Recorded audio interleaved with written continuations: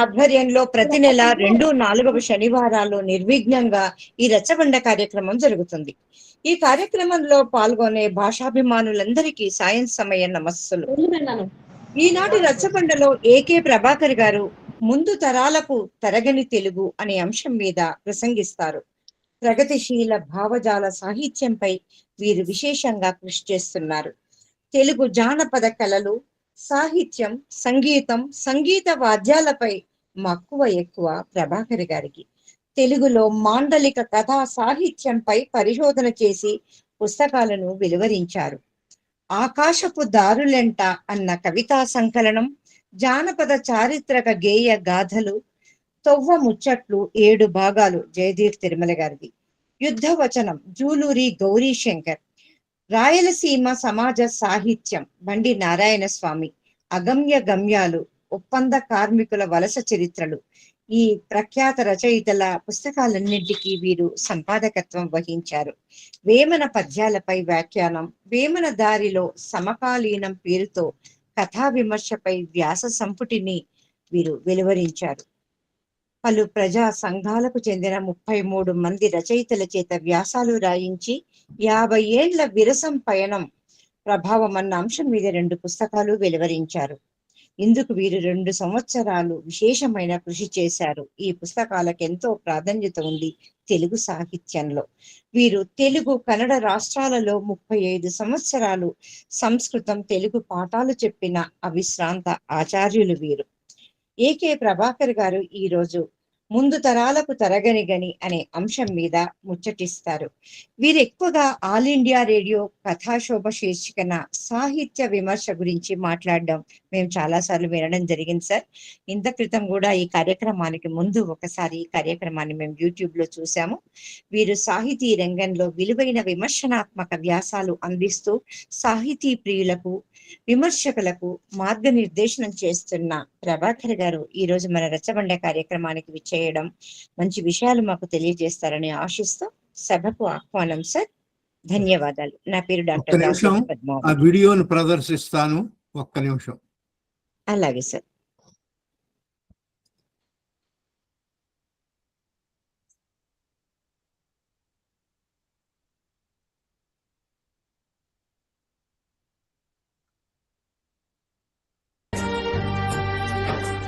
కోయిల గొంతులో కమ్మని రాగం మా తెలుగు, అమ్మలాలనలో అమృతం మా తెలుగు. అది ఒక శక్తి, అది ఒక భక్తి, అందరి గుండెకు గమన విముక్తి. అది ఒక శక్తి, అది ఒక భక్తి, అందరి గుండెకు గమన విముక్తి. మా తెలుగు, మా సంధ్యా వెలుగు, మా తెలుగు, మా సంధ్యా వెలుగు.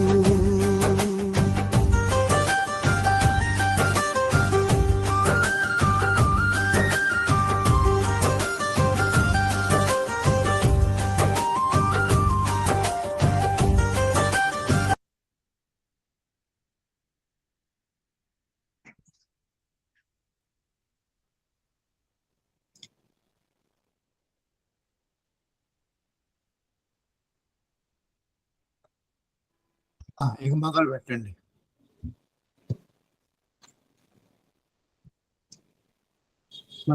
కార్యక్రమానికి స్వాగతం సార్. ప్రసంగించవలసిందిగా ఆహ్వానం. అందరికీ నమస్కారం అండి. తెలుగు కూటమి రచ్చబండ. రచ్చబండ అనే పదంలోనే గొప్ప ప్రజాస్వామ్యత ఉంది. ఆ బండ మీద కూర్చుని చాలా కబుర్లు చెప్పుకుంటాం మనం. ఆ కబుర్లు ఒక్కోసారి రాజకీయాల గురించి మాట్లాడుకుంటాం, పిచ్చాపాటి మాట్లాడుకుంటాం, పోసుకోలు కబుర్లు కూడా చెప్పుకుంటూ ఉంటాం. అంతిమంగా ఇంటికి వెళ్ళేటప్పుడు ఏమైనా మెసేజ్ తీసుకెళ్తాం. ఈ రచ్చబండ నుంచి కూడా తెలుగు కూటమి తరపున మనం ఏదైనా మెసేజ్ తీసుకెళ్తాము ఇంటికి. ముందు తరాలకు తరగని తెలుగు అంటున్నాం కదా. ఇందులో 2 పదాలు ఉన్నాయి, ముందు తరాలు, తరగని తెలుగు అని. ముందు తరాలకు తరగని తెలుగు అందాలంటే వర్తమానంలో అది ఎలా ఉందో తెలుసుకోవాలి కదా. వర్తమానం పరిస్థితి తెలిస్తే అప్పుడు ముందు తరాల కోసం ఏం చేయాలో తెలుస్తుంది. అది తరగకుండా ఉండాలంటే ఏం చేయాలో కూడా తెలుస్తుంది. అది ఎందుకు తరిగిపోతుందో అని మనం పడే బెంగలు కూడా అందులో భాగం అవుతాయి. సాధారణంగా భాష అంటే ఇప్పుడు పిల్లలు పద్యాలు పాడారు, విన్నాము, వేమన పద్యాలు ఇట్లా. నా చిన్నప్పుడు భాష అంటే భాషా భాగములు 5 అని మాస్టర్ చెప్పిన పాఠం, నామవాచకాలు, సర్వనామాలు, క్రియలు అంతవరకే తెలుసు. ఇంకొంచెం పెద్ద అయ్యాక సందులు, సమాసాలు, ప్రకృతులు, వికృతులు ఇట్లాంటివి ఏవో చెప్పారు. అదే భాష అనుకున్నాను నేను, చానాళ్ళు అదే భాష అనుకున్నాను. పెద్ద అయిన తర్వాత కాలేజీకి వెళ్ళిన తర్వాత పతంజలి అష్టాధ్యాయి చదివాను. అప్పుడు అర్థం అవ్వలేదు ఇదేం భాష అనుకున్నాను. అది పరాయి భాష అని, అది సంస్కృతం అని, ఆ సంస్కృతం తెలుగు మీద చాలా ఆధిపత్యం నేర్పిందని ఆ తర్వాత ఎప్పుడో తెలిసింది. తర్వాత బాలప్రౌఢ వ్యాకరణాలు, చిన్నయ్య సూరి, బహుజన్పల్లి సీతారామయ్య, అహోబల పండితుడి అహోబల పండితీయం, ఆంధ్ర శబ్ద చింతామణి, అధర్వణకారిక ఇట్లాంటివి ఏవో చదువుకుని అదే భాష అనుకున్నాను. భాషా శాస్త్రం చదువుకున్నప్పుడు వ్యాకరణం కంటే భిన్నమైనటువంటి భాషా శాస్త్రం ఒకటి ఉంటుంది. దానికి ఏదో morphology, etymology, semantics, history of language, ఇవేవో కొత్త విషయాలు తెలియటం మొదలైన. భాష దానికి అదే వాక్యాలు, పదాలు, లేకపోతే ఇంతకుముందు చెప్పుకున్నటువంటి వ్యాకరణ సూత్రాలు, ఇది కాదు భాష. భాషకి అంటే వాక్య నిర్మాణానికి సంబంధించిన విషయాలు, పద విచార ఇట్లాంటివి కాదు భాష. దానికి ఒక సామాజికమైనటువంటి దృగ్గోచరమైనటువంటి అంశం ఏదో ముడిపడి ఉంది అని తర్వాత తెలిసింది నాకు. పరిశోధన చేస్తున్నప్పుడు మాండలిక భాషలో వచ్చినటువంటి కథలను పరిశీలిస్తున్నప్పుడు అసలు మాండలికం అంటే ఏంటి, అందులో ఎందుకు రాస్తారు, ప్రామాణికమైనటువంటి భాష ఉండగా ఆకాశవాణిలోనో వార్తాపత్రికల్లోనో ఏదో ఒక భాష, స్థిరమైనటువంటి భాష ఉండగా ఆ భాషను వదిలేసి ప్రజల భాషని లేకపోతే పాత్రోచిత భాషని రకరకాలుగా పేరు పెట్టి మాండలికంలో ఎందుకు కథలు రాస్తున్నారు అని ఆలోచన మొదలైనప్పుడు భాష వెనుక, ఆ పదాల వెనుక ఒక సంస్కృతి ఉంటుందని, అక్కడ మనుషులు ఉన్నారని, ఆ మనుషులకు సంబంధించినటువంటి జీవితం ఉందని, భాష దానికి అదే స్వతంత్రం కాదని, భాష వెనుక రాజకీయాలు ఉంటాయని నాకు అర్థమైంది. భాష వెనుక రాజకీయాలంటే కోదండ రామయ్య గారు నన్ను కోప్పడతారేమో, రాజకీయాలు మాట్లాడకండి ప్రభాకర్ అని. అసలు రాజకీయాలు లేకుండా భాష కానీ సాహిత్యం కానీ ఉంటుందా అని నాకు పెద్ద డౌట్. దాని నుంచి విడదీసి చూడగలమా? గుగి వాక్యాంగో అని ఒక ఆఫ్రికన్ రైటర్ ఉన్నారు. ఆయన గికియు భాష ఆయనది మాతృభాష. ఆ గికియు భాషని కాదని ఇంగ్లీష్ చదువుకున్నారు ఆయన. కాదని కాదు, ఇంగ్లీష్లో రాయటం మొదలెట్టారు. ఒకానొక స్టేజ్లోకి వెళ్ళిన తర్వాత ఆయన నేను ఇంగ్లీష్లో ఎందుకు రాయాలి, నా మాతృభాషలో, ఈ పదం నేను అండర్లైన్ చేస్తున్నాను, మాతృభాష కొటేషన్లు అన్నా పెట్టండి, నా మాతృభాషలో మాత్రమే రాస్తానని చెప్పేసి రాసినప్పుడు జైలు పాలయ్యాడు ఆయన.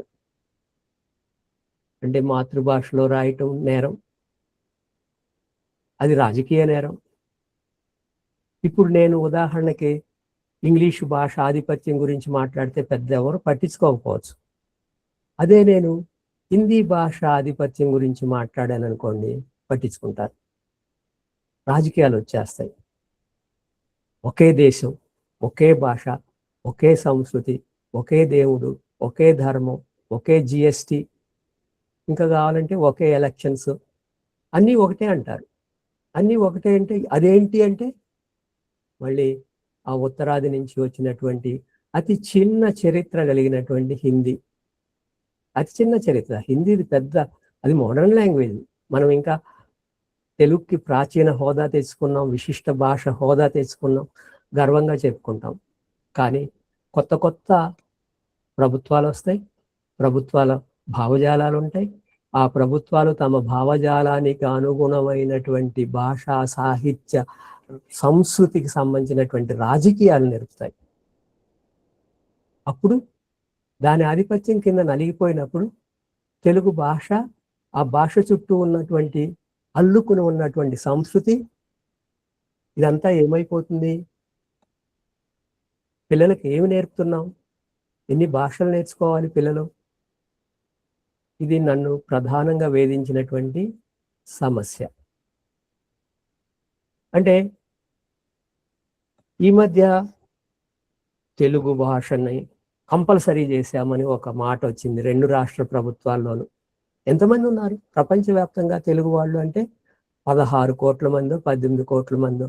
చాలా కాలం క్రితం నడుస్తున్న చరిత్రను నిర్వహిస్తున్నటువంటి సామల రమేష్ బాబు గారు దాని కవర్ పేజీ మీద ఒక పెద్ద మ్యాప్ వేశారు. ఆంధ్రప్రదేశ్ అంటే అప్పటికి ఇంకా ఉమ్మడి ఆంధ్రప్రదేశ్, తెలంగాణ, ఆంధ్రప్రదేశ్, ఒరిస్సాలో తెలుగు వాళ్ళు, తమిళనాడులో 1,80,00,000 మంది తెలుగు వాళ్ళు, కర్ణాటకలో 1,20,00,000 మంది తెలుగు వాళ్ళు, మన దగ్గర ఒక 8 కోట్ల మంది. ఇక బయట ఒరిస్సాలో కూడా ఉన్నారు, మహారాష్ట్రలో నాందేడ్ ఆ ప్రాంతాలు కూడా తిరిగి వచ్చాను నేను. అక్కడ తెలుగు వాళ్ళు. సావిం రమేష్ని అడిగితే వేమనోళ్ళు అని చెప్పేసి అక్కడ కేరళలో కూడా తెలుగు వాళ్ళు ఉన్నారు. కేరళ అనకూడదు, ఇప్పుడు కేరళం అనాలి. వాళ్ళు కేరళం అని అనుకుంటున్నారు, మనం ఆంధ్రప్రదేశ్ అనుకుంటున్నాం.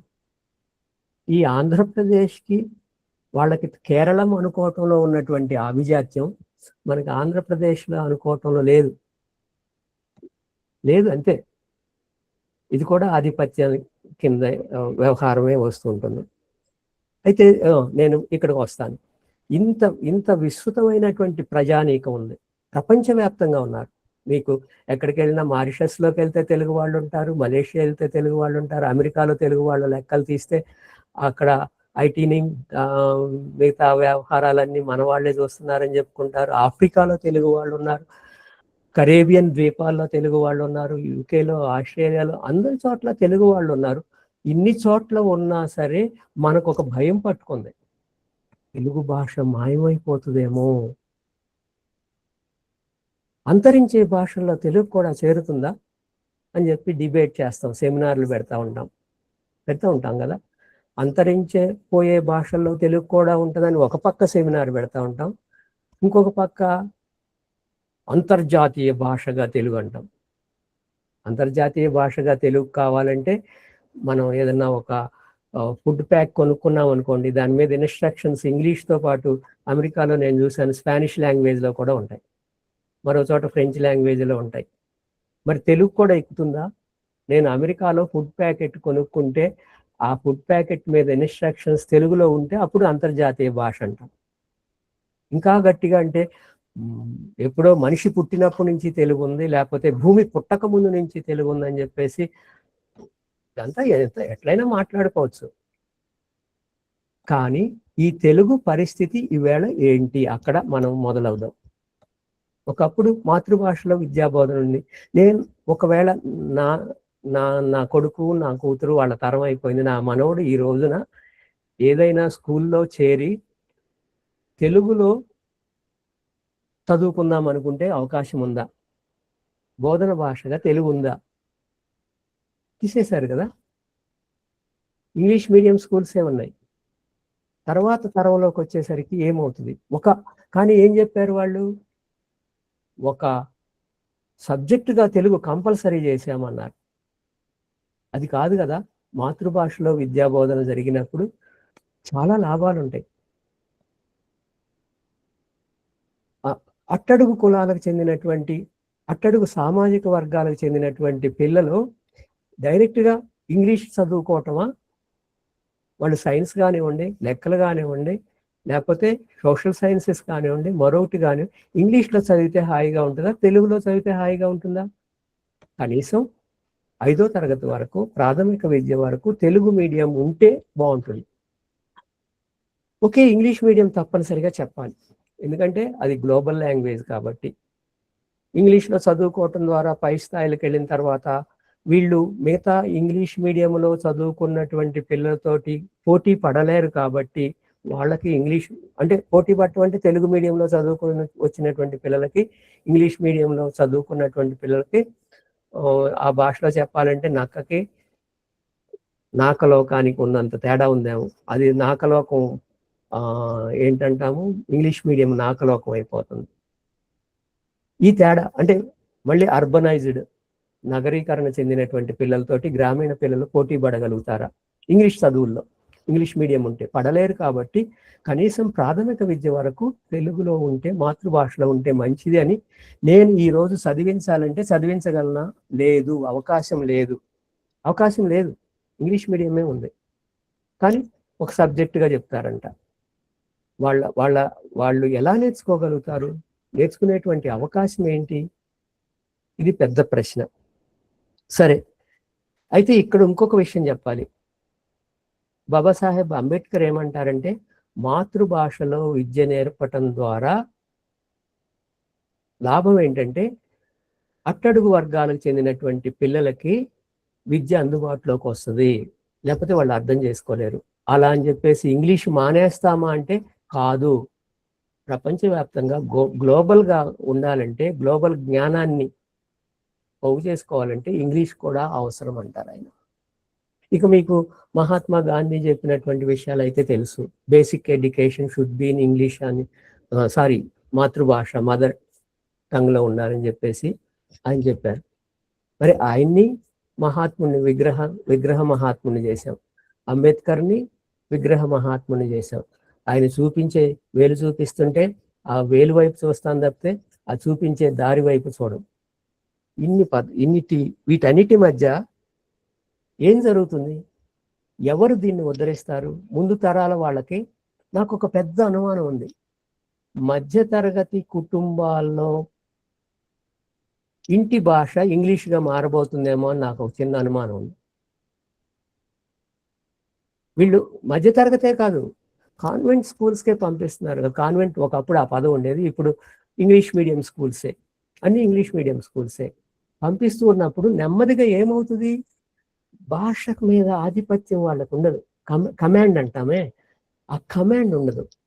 మనం దైనందిన జీవితంలో ఎన్ని పదాలు మాట్లాడగలుగుతామండి? ఎప్పుడైనా మనం లెక్కేసుకుంటే చాలా తక్కువ పదాలతోటి మన దైనందిన వ్యవహారం జరుగుతూ ఉంటుంది. తిన్నావా, తాగావా, వెళ్తున్నావా, వస్తున్నావా, పడుకున్నావా, ఇటువంటిదే కదా.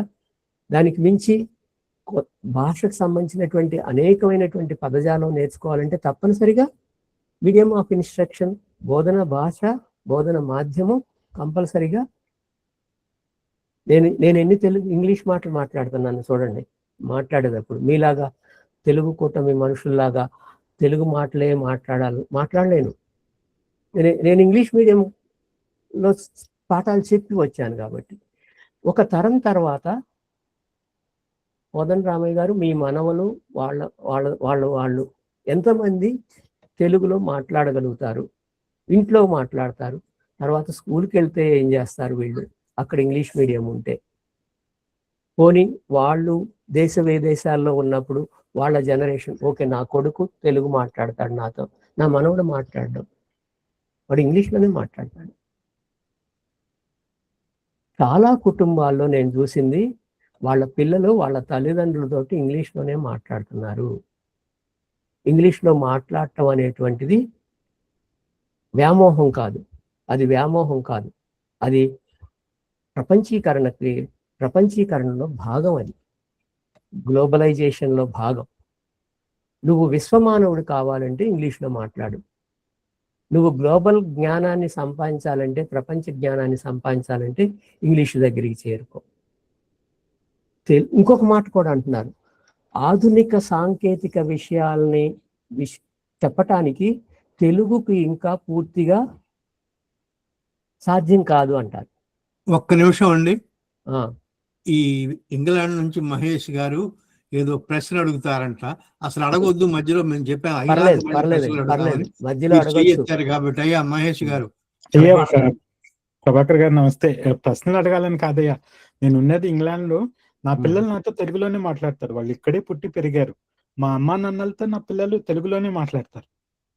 వాళ్ళు బయట వాళ్ళ బడిలో బయట ఇదే. కాబట్టి మీరు చెప్పింది ఒప్పుకుంటాను, నిజమే. కానీ పూర్తి అయితే సత్యం కాదయ్యా.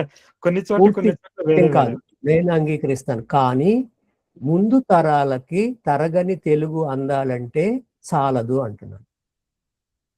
అవునండి. నా ఉద్దేశం అది. మీ జనరేషన్, మీ పిల్లలు, వాళ్ళ పిల్లలు ఏం చేస్తారు? తెలుగులో అది మాట్లాడతారా? మీరు హామీ అది ఇస్తారా నాకు మహేష్ గారు? మీ మీ మనవలు తెలుగులో మాట్లాడతారని హామీ ఇస్తే బాగానే ఉంటుంది. నాకు చాలా సంతోషంగా ఉంటుంది. మీ పిల్లలు పెద్దయ్యాక తెలుగే వాళ్ళ వ్యవహారంలో, దైనందిన వ్యవహారంలో ఇంటి భాష అయితే నేను చాలా సంతోషిస్తాను. అయితే మహేష్ గారు మినహాయింపులేండి, దాని మీద చర్చ వదిలేసండి ముందుకు ఆ, సాగండి. అయితే ఇది నేను చెప్తాను, ముందు ముందు వస్తుంది. ఇదేంటంటే విదేశాల్లో ఉన్నటువంటి వాళ్ళకి తెలుగు డయాస్పోరా అంటా నేను దీన్ని. తెలుగు డయాస్పోరాలో ఉన్నటువంటి వాళ్ళకి వాళ్ళ సంస్కృతిని, వాళ్ళ భాషని కాపాడుకోవాలనేటువంటి ఒక పట్టుదల ఉంటుంది. ఆ పట్టుదల కారణంగా అక్కడ కొంతకాలం బతుకుతుంది, ఎల్లకాలం బతకదు అంటున్నా నేను. ముందు తరాలకి తరగని తెలుగు కావాలంటే మీకు ఎక్కడి నుంచి నేర్చుకుంటూ రావాలండి? ఎక్కడి నుంచి సాహిత్యంతో పరిచయం కావాలి కదా. ఏ సాహిత్యం చదువుతారు వాళ్ళు? ఓకే, ఆధునిక సాహిత్యం చదువుతారు. ప్రాచీన సాహిత్యం యొక్క విశిష్టత తెలుస్తుందా వాళ్ళకి? ఎంత తెలుస్తుంది?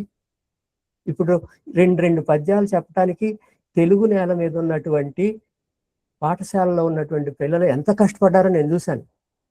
మేడం దాసోజు పద్మావతి గారు, మీరు చూశారు, విన్నారు, మార్కులు కూడా వేశారు. ఎక్కడ ఆగాలో తెలియదు, ఎక్కడ దీర్ఘం తీయాలో తెలియదు, ఎక్కడ రసం ఉండాలో తెలియదు. ఆ 2 పద్యాలు కంఠస్థం చేయటానికి తెలుగు నేల మీద ఉన్నటువంటి పిల్లలు కష్టపడుతున్నారు.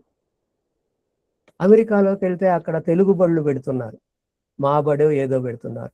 మీరు యూకేలో కూడా అటువంటిది ఏమైనా కండక్ట్ చేస్తూ, లేకపోతే మారిషస్లో కూడా ఇటువంటిది ఏదో ప్రయత్నాలు జరుగుతాయి, కానీ అవి ఎంతవరకు సక్సెస్ అవుతాయి అని నా ప్రశ్న. నేను మిమ్మల్ని ఎవరిని చిన్నబొచ్చటం లేదు, లేకపోతే తెలుగుని నాశనం చేస్తున్నారు, కాపాడటానికి మీరు ఏ ప్రయత్నం చేయట్లేదని నేను చెప్పబోవటం లేదు. కానీ మన ప్రయత్నాలు తెలుగు నేల మీదే విజయవంతం కాని పరిస్థితి ఉంది. తెలుగు నేల మీదే. ఎందుకు? ఇంగ్లీష్ మీడియం స్కూల్సే అన్ని, తెలుగు మీడియం స్కూల్ లేదు. నా పిల్లలు, నేనేమంటానంటే ఇంగ్లీష్ మీడియంలో చదవటం తప్పు కాదు, ఇంగ్లీష్ మీడియం చదవండి. తెలుగు మీడియంలో చదువుకుందాం అనుకున్న వాళ్ళకి తెలుగు మీడియంలో చదువుకునే అవకాశం లేకుండా చేయటం అది ఒక రాజకీయ నేరం అంటాను. సరే, ఇది పరిస్థితి. ఈ పరిస్థితుల్లో ఏ రంగాల్లో మనం, అంటే ముందు తరాలకి తరగని తెలుగుని అందించాలంటే విద్యారంగం, ఇప్పుడు మనం చెప్పుకున్నటువంటిది. అలాగే జర్నలిస్టులు కూడా వాళ్ళ రోల్ చాలా ఉంటుంది. పత్రికా రంగం, పత్రికలు అంటే కేవలం ప్రింట్ మీడియాలో కాకుండా ఎలక్ట్రానిక్ మీడియాలో. నేను జస్ట్ ఇలా టీవీ ఆన్ చేస్తానండి, వంట కార్యక్రమం వస్తుందని చూడండి. మీరు వంటలు చేసేటువంటి కార్యక్రమం, ఎవరో వస్తారు, వాళ్ళు 15 నిమిషాలు ఒక వంట చేస్తారు. అది తెలుగు వంటో కాదో నాకు తెలియదు, కానీ అందులోకి వేసేటువంటి పదార్థాలన్నీ ఇంగ్లీష్లోనే మాట్లాడతారు వాళ్ళు. మీరు ఆ మిక్స్డ్ లాంగ్వేజ్ అంటాం. ఇప్పుడు నేను కూడా అదే తయారవుతాను.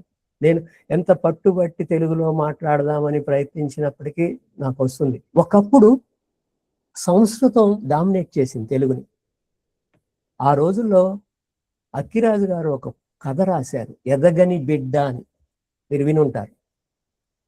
తెలుగు ఇంకా ఎదగని బిడ్డ అన్నారు.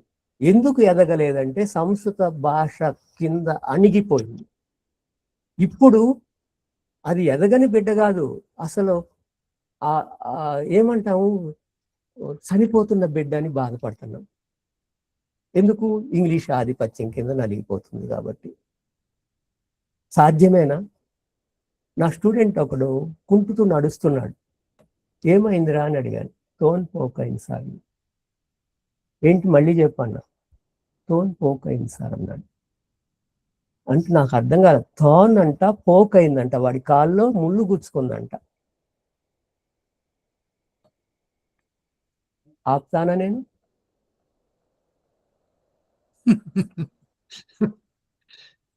నేనేం చేయగలను? వాడే కాదు, వాడి మాతృభాష కుంటుతుంది. వాడు కాదు, భాష కుంటుతుంది అక్కడ. అది నా బాధ.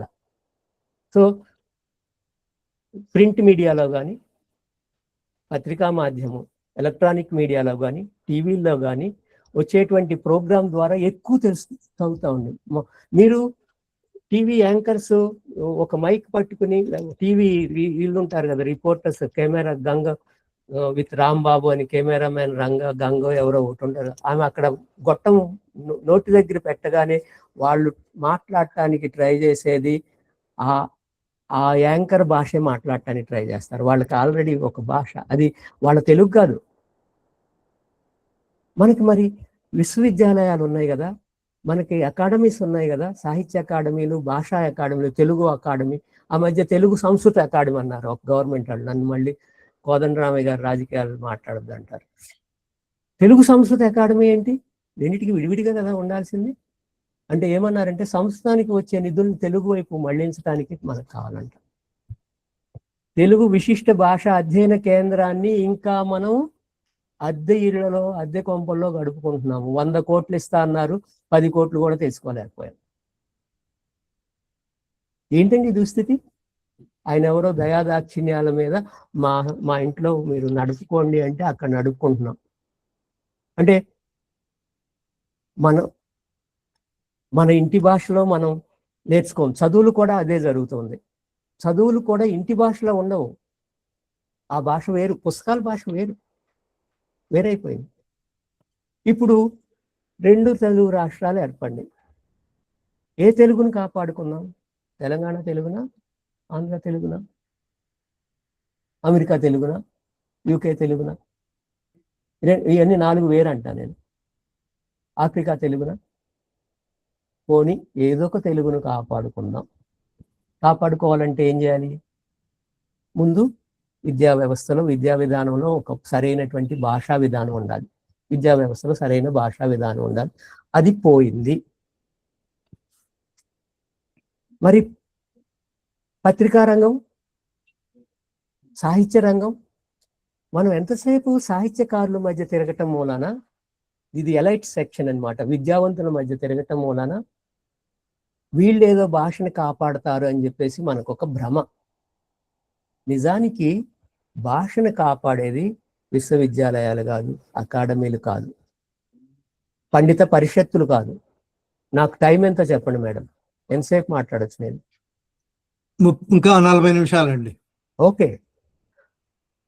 అయితే అసలు నిజమైనటువంటి భాషా పరిరక్షకులు ఎవరు అంటే ప్రజలండి. ప్రజలు, ఒక సేయింగ్ ఉంది, ఎక్కడి నుంచో నేను గుర్తు రావట్లేదు. The real architects of the language are the people who speak it for the purposes.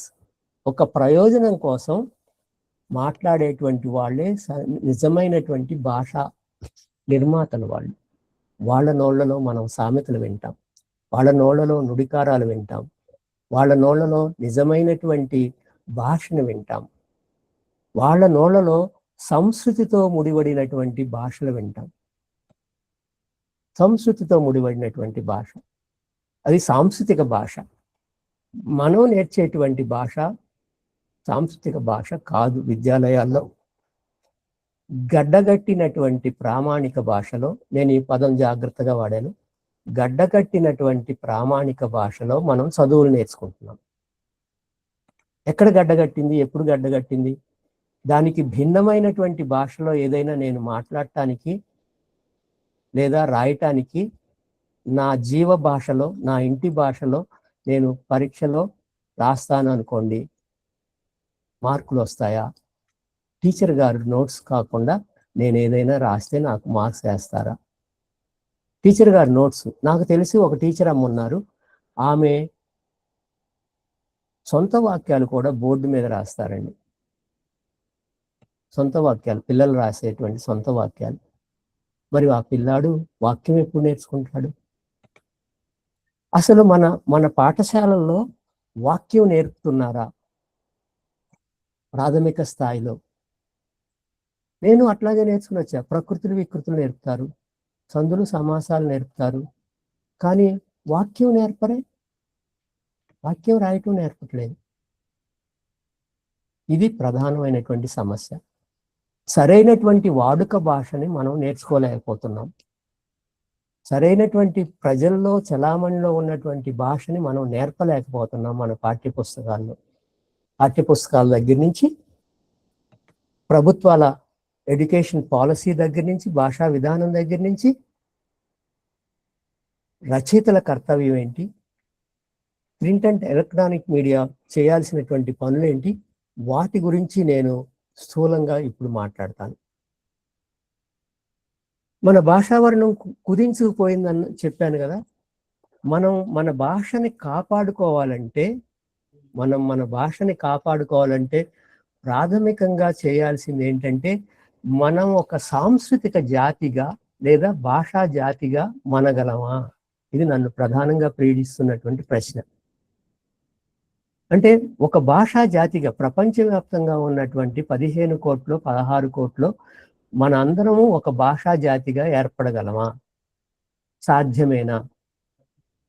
ఆ మధ్య తెలంగాణలో కొంతమంది సాహితీవేత్తలు కూర్చుని, భాషావేత్తలు కూర్చుని, మీ తెలుగు మీదే మా తెలుగు మాదే అన్నారు. మరికొంతమంది భాషావేత్తలు మాది తెలుగు మీది ఆంధ్రం అన్నారు. ఎప్పుడు చెడిపోయింది ఈ తెలుగు? అంటే ఎదగన బిడ్డగా ఉందని చెప్పేసి ఆయన బాధపడ్డారు కదా. బంగారయ్య గారని ఒక ఆయన ఉన్నారు, బి సత్యానందం అనేటువంటి బంగారయ్య గారు, వాగరి ఆయన పేరు. ఆయన ఏమన్నారంటే, తెలుగు ఆంధ్రము ఒకటి కాదు అన్నారు. అంటే నేను ఎందుకు మాట్లాడానంటే, తరగని తెలుగు ఏది కాపాడుకోవాలి, ఆంధ్రాన్న తెలుగున అన్నప్పుడు ఆయన ఏమన్నారంటే, మన నన్నయ్య గారి దగ్గర నుంచి మొదలైన తెలుగు సాహిత్యం అంతా కూడా అనువాద సాహిత్యమే ఎక్కువ అన్నారు. అసలు 19 అక్షరాల సంస్కృతం నుంచి తెచ్చుకోవటం మనం చేసినటువంటి మొదటి తప్పు అంటారు ఆయన. సంస్కృత పదాలు లేకుండా తెలుగు రాయటం సాధ్యమా అంటే సాధ్యమని నిరూపించారు కూడా ఆయన. ఆయన 2 పుస్తకాలు రాశారు, ఆంధ్రమా తెలుగు అని ఒక పుస్తకం, నుడి గుడి అని చెప్పి, నుడి నానుడి అని చెప్పేసి ఇంకో పుస్తకం. ఈ 2 పుస్తకాల్లో కూడా ఆయన పట్టుబట్టి కాగ్గా ఉంటుంది అంతే, కాగ్గా ఉండదు, మహాప్రాణాలు ఉండవు. అంటే సంస్కృతం నుంచి తెచ్చుకున్నటువంటి ఆ 19 అక్షరాలు లేకుండా ఆయన తెలుగులో మాట్లాడటానికి ప్రయత్నించారు. ఇంగ్లీష్ పదాలు కూడా ఉండవు. ఆయన మీరు తప్పనిసరిగా చదవాల్సిందే. ఆయన సంస్కృత భాష ఆధిపత్యంలో నాశనం అయిపోయినటువంటి తెలుగు గురించి, తెలుగు సంస్కృతి గురించి చాలా బాధపడుతూ రాసినటువంటి పుస్తకాలు అవి. సరే, మళ్ళీ నేను ఇక్కడికి వస్తాను. అలాంటి సందర్భంలో ఎవరిది వాళ్ళు అనుకున్నప్పుడు మనం అందరం కలిసి ఒక భాషా జాతిగా ఏర్పడగలమా? ఒకవేళ ఏర్పడితే మాత్రం అప్పుడు తెలుగు రక్షణకి భాషా జాతికి సంబంధించినటువంటి ఒక భావన ఏర్పడుతుంది. అది చేయాల్సినటువంటిది. అయితే గ్లోబల్ అవకాశాల వేటలో ఇంగ్లీష్ వ్యామోహానికి గురయ్యాం కదా. అది వ్యామోహం అనలేము. గ్లోబల్ అవకాశాల వేటలో ఇంగ్లీష్ ఆటోమేటిక్గా ఆధిపత్యాన్ని చెలాయిస్తుంది. అలాగే ఉమ్మడి వారసత్వం మనకు ఉందా? అన్ని ప్రాంతాలకి ఉమ్మడి వారసత్వం అంటే, ఇప్పుడు నేను మళ్ళీ ఇంకోసారి ఈ విషయం దగ్గరికి వస్తాను. ఉమ్మడి సంస్కృతి ఉందా మనకి? ఉమ్మడి భాషా వారసత్వం ఉందా? అన్ని ప్రాంతాలకు చెందినటువంటి మాండలికాలని కలుపుకుని మన భాష పరిపుష్టమైందా? జరగలేదు కాబట్టి 'రాజకీయ ఉద్యమాలు వచ్చినాయి, ప్రత్యేక రాష్ట్ర ఉద్యమం వచ్చింది. తెలంగాణ ప్రాంతపు భాషని ప్రామాణిక భాష అని చెప్పినటువంటి గిడుగు గురజాడ లాంటి వాళ్ళు చెప్పినటువంటి, ఆ తర్వాత తాపి ధర్మారావు గారు, ఆ తర్వాత పత్రికల్లో వాడినటువంటి మాదే ప్రామాణిక భాష అని 2 జిల్లాల వాళ్ళు అనుకోబట్టి మిగతా ప్రాంతాలకు చెందినటువంటి భాష ఎక్కిందా? ప్రామాణిక భాషలకు ఎక్కలేదు. ఇప్పటికీ రాయలసీమకి చెందినటువంటి, తెలంగాణకు చెందినటువంటి, ఉత్తరాంధ్రకు చెందినటువంటి అశేషమైనటువంటి విశిష్టమైనటువంటి పదజాలం ప్రామాణిక భాషలోకి ఎక్కలేదు. అందుకే ఇందాక నేను గడ్డగట్టిన ప్రామాణిక భాష అన్నాను. భాష గడ్డగట్టిన తర్వాత చనిపోతుంది. ఓకే, భిన్న ప్రాంతాలకు చెందినటువంటి భాష ఎక్కలేదు. సావిం రమేష్ తెలుగులో కథ రాస్తాడు. హొసూరులో కొంతమంది, ఆమె ఎవరో పొయ్యిగడ్డ కథలని ఒక ఆమె రాసింది, వసంత అని చెప్పేసి ఇంకొక ఆయన ఉంటారు, వీళ్ళందరూ రాశారు. ఆ భాషలో వచ్చినటువంటి సాహిత్యాన్ని మీరు ఎంతమంది అర్థం చేసుకోగలుగుతారు? మన భాషే. భాషా ప్రయుక్త రాష్ట్రాల పేరున తమిళనాడులోను కర్ణాటకలోను ఉన్నటువంటి ఎన్నో ప్రాంతాలను మనం కోల్పోయి ఆ భాషతోటి, ఆ భాషీలతోటి, అక్కడ ఉన్నటువంటి తెలుగు వాళ్ళతోటి సంబంధ బాంధవ్యాలు కోల్పోవటం ద్వారా మన భాష ఎంత కోల్పోయింది? మనిషిని కోల్పోవటం, భాషను కోల్పోవటం, సంస్కృతిని కోల్పోవటం, ఇదంతా జరిగింది కదా. ఈ లోటుని పూరించుకోవటానికి మనం ఎప్పుడైనా ఎక్కడైనా ప్రయత్నం చేశామా? తమిళనాడులో ఉన్నటువంటి 1,80,00,000 మందితోటి మనం భాషా బాంధవ్యాన్ని నెరుపుకోగలిగామా? లేదు కదా. మరి ఉమ్మడి జాతిగా, తెలుగు భాషా జాతిగా మనం ఏర్పడగలమా? తెలుగు భాషా జాతిగా ఏర్పడకుండా భాషను పరిరక్షించుకోవటం అనేటువంటిది కష్టం, ఒక ఉద్యమం చేయాలంటే. అదే అమెరికాలో ఉన్నటువంటి వాళ్ళు తమ డయాస్పోరా తోటి, తెలుగు డయాస్పోరా తోటి ఒక గుంపు కట్టి, మేము ఇక్కడ తెలుగు భాషను కాపాడుకుంటాము అని ప్రయత్నం చేసి, అక్కడ వాళ్ళు తెలుగు భాష అంటే ఏంటి, సినిమా వాళ్ళు వస్తారు, కాసేపు కబుర్లు చెప్పి వెళ్ళిపోతారు వాళ్ళ సభలకి, లేదా ఒక అవధాని గారు ఇక్కడి నుంచి వెళ్తారు, అవధానం చేస్తారు, అయిపోయింది. లేదా ఇటీవల మహా అయితే సంస్కృతి మీద చాలా మాకు ప్రేమ ఉందంటే ఒక బతుకమ్మ ఎత్తుకుంటున్నారు, లేదా ఒక గొబ్బెమ్మ ఎత్తుకుంటున్నారు, పెడుతున్నారు, ముగ్గులు వేస్తున్నారు, ముగ్గులు పోటీలు పెడతారు, గొబ్బెమ్మను పెడతారు, బతుకమ్మ ఎత్తుకుంటారు. ఇదే నా సంస్కృతి. తెలుగు జాతికి సంబంధించిన సంస్కృతి అంటే కేవలం శిష్ట సంస్కృతేనా? జానపద సంస్కృతి ఉంది కదా. అవును, మేము జానపద సంస్కృతిని కూడా కాపాడుతాము, ఒక బుర్రకథ చెప్పిస్తాము. ఒక బుర్రకథ అయినా జానపద సంస్కృతి అంటే? లేదండి, ఒక సోది ఫ్యాన్సీ డ్రెస్ వేయిస్తాము, సోది చెప్తామన్న అంటూ ఒక ఆమె సోది ఫ్యాన్సీ డ్రెస్ వేస్తుంది. అంతవరకే కానీ మిగతా విషయాల గురించి తెలుసా వాళ్ళకి? తెలుసుకోవాలని ఆసక్తి ఉందా? అంటే మన ఇంకొక మాట కూడా చెప్తాను. ప్రామాణిక భాష గడ్డగట్టిందంటే ప్రాంతీయ మాండలికాలే కాదు, సామాజిక మాండలికాలు ఉన్నాయి. సోషియోలెక్ట్స్ అంటారు, సోషియో డైలెక్ట్స్ అంటారు. భిన్న కులాలకు, భిన్న సామాజిక అస్తిత్వాలకు చెందినటువంటి అనంతమైనటువంటి భాషా సంపదని మనం మన భాషలో కలుపుకోగలిగామా?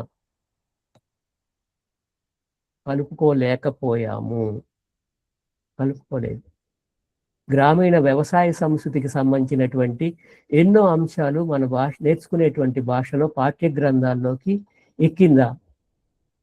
ఎక్కవు, అదేది ఎక్కదు. అంటే మన భాషా దృక్పథము ఉపరితలంలోనే ఉంది.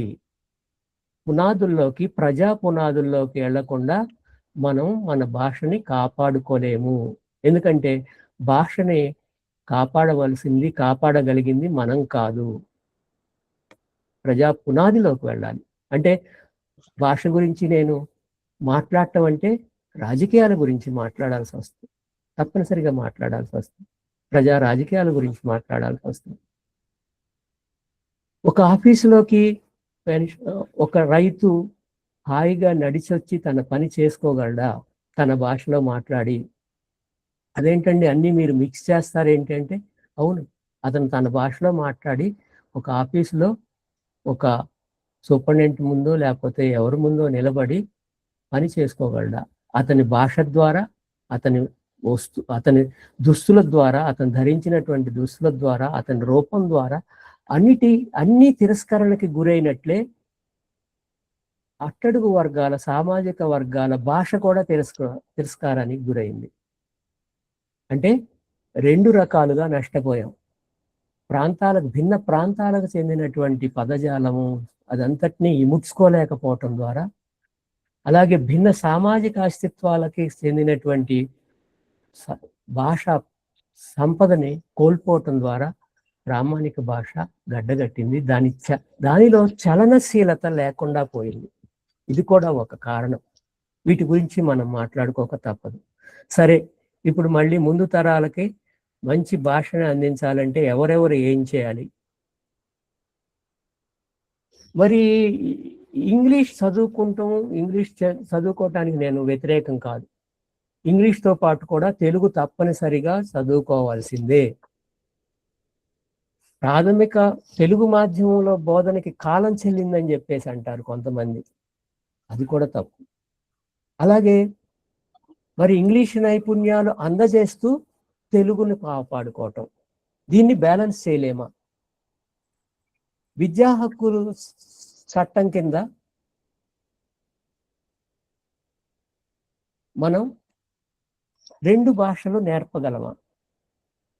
2 భాషలు కంపల్సరీగా నేర్పటం, మాతృభాష బోధన చేయటం, మాతృభాష బోధన భాషగా చేయటం,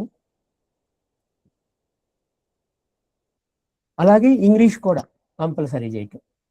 ఈ 2 ఒకేసారి నడపగలమా లేదా అంటే నడపగలము. తెలుగు మీడియం పాఠశాలలు ఉండాలి, ఇంగ్లీష్ మీడియం పాఠశాలలు ఉండాలి.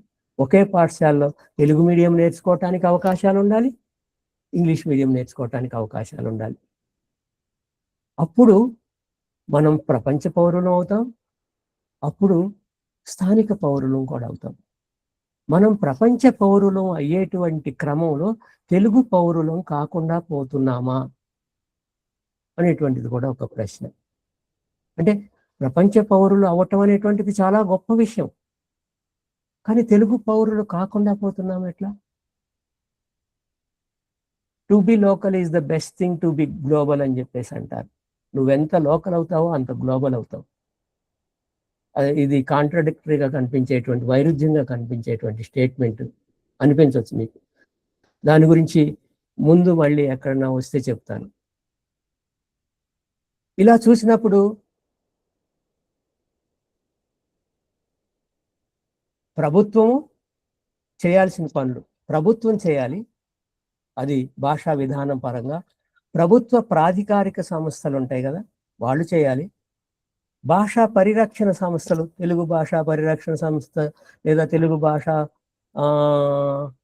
ఏమంటాము, ఏదో సంస్థ ఏవో ఉంటాయి కదా, ఈ సంఘాలు, స్వచ్ఛంద సంస్థలు ఉంటాయి కదా, వీళ్ళు అంటే ప్రభుత్వము, ప్రభుత్వ ప్రాధికారిక సంస్థలు, స్వచ్ఛంద సంస్థలు, భాషాభివృద్ధి కోసం పనిచేసేటువంటి ప్రజా సంఘాలు, ప్రపంచవ్యాప్తంగా ఉన్నటువంటి తెలుగు డయాస్పోరా సముదాయాలు, ఈ 4 కలిస్తే తెలుగు భాషను భావితరాలకు అందించడానికి ఏదైనా వీటి మధ్య సమన్వయం కుదురుతుందా? కోదండరామయ్య గారు, సమన్వయం కుదురుతుందా? ప్రభుత్వానికి, ప్రభుత్వ ప్రాధికారిక సంస్థలకి, స్వచ్ఛంద సంస్థలకి, ప్రజా సంఘాలకి, డయాస్పోరా సముదాయాలకి సమన్వయం కుదురుతుందా అంటే కుదరదు అని చెప్తాను నేను. తెలుగు ప్రాధికార సంస్థని 2017లో పెట్టారండి. ఏమైనా ఆ ప్రభుత్వం ఒక్క అధ్యక్షుని పెట్టలేదండి ఇప్పటి వరకు. తర్వాత ప్రభుత్వం వచ్చింది, వాళ్ళు కూడా పెట్టలేదు దానికి. మళ్ళీ ఆ 3వ ప్రభుత్వం వచ్చింది, ఇప్పటికీ పెట్టలేదు. ఒట్టిగా అలంకార ప్రామాణ్యే, ఒకళ్ళు ఎవరైనా పెట్టినా కానీ వాడిని ఏం పని చేయనివ్వరు. పాలన భాషగా, అధికార భాషగా సంఘం పెట్టుకున్నాం. ఆ అధికార భాషా సంఘానికి అధ్యక్షులు ఎవరంటే పొలిటికల్ అపాయింట్మెంట్స్. మళ్ళీ ఇక్కడ నేను చాలా కటువుగా మాట్లాడుతున్నాను, మీరందరూ నన్ను క్షమించాలి.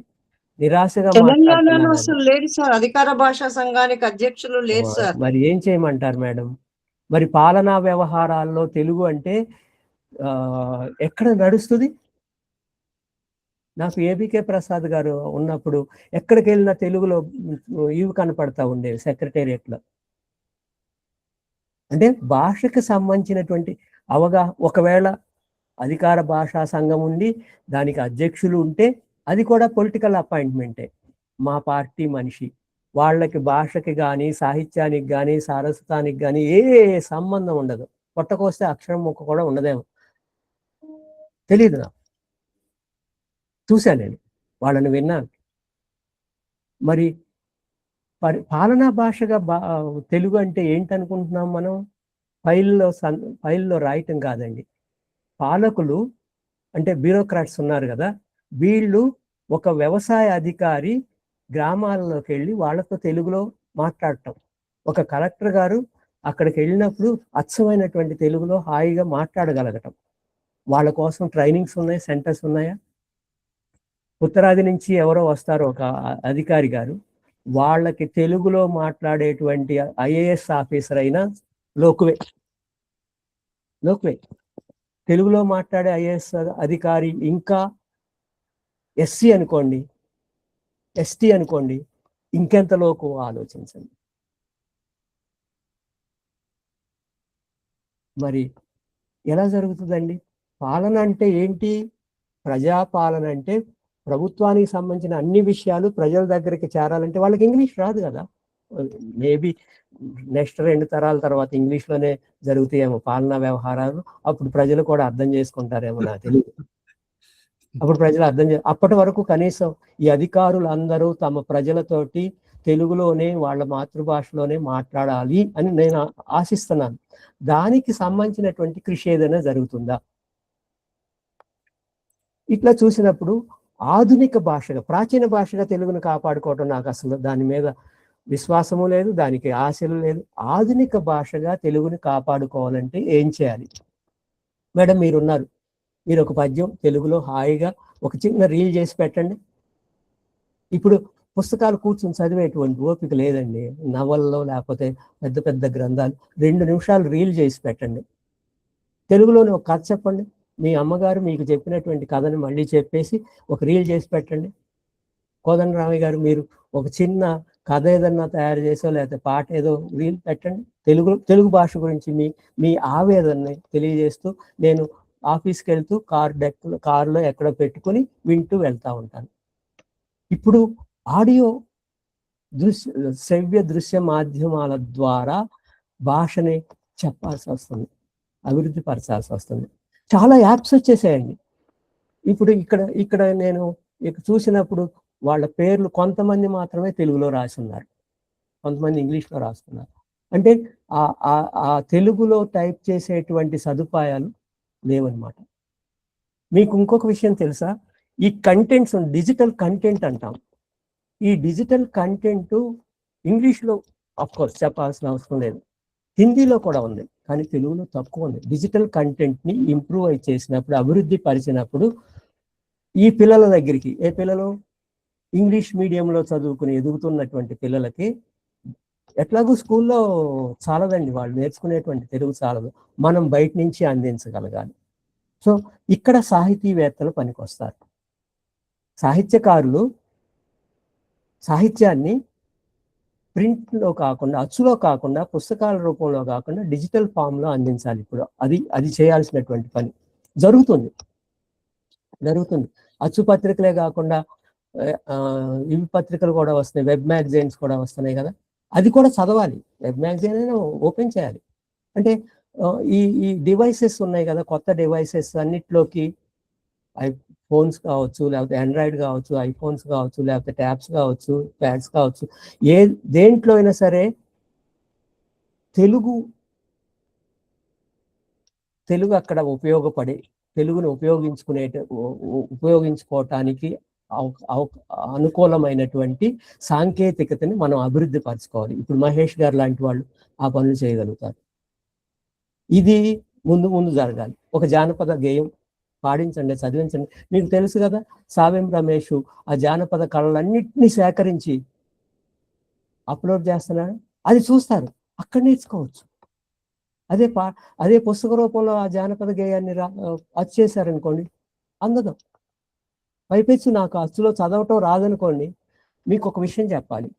10వ తరగతి పిల్లవాడిని 4వ తరగతి పుస్తకం చదవమంటే చదవలేకపోతున్నాడండి. కోదండరామయ్య గారు, మీకు ఎంత బాధగా ఉంటుంది?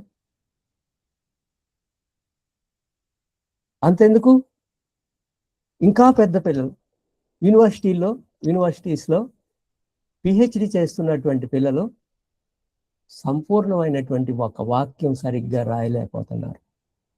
మహేష్ గారు, మీ పిల్లలు ఇంకా తెలుగులో మాట్లాడుతున్నారు, నాకు చాలా సంతోషం. పిహెచ్డి చేస్తున్నటువంటి పిల్లలు సరైనటువంటి ఒక వ్యాసం రాయమంటే రాయలేకపోతున్నారు.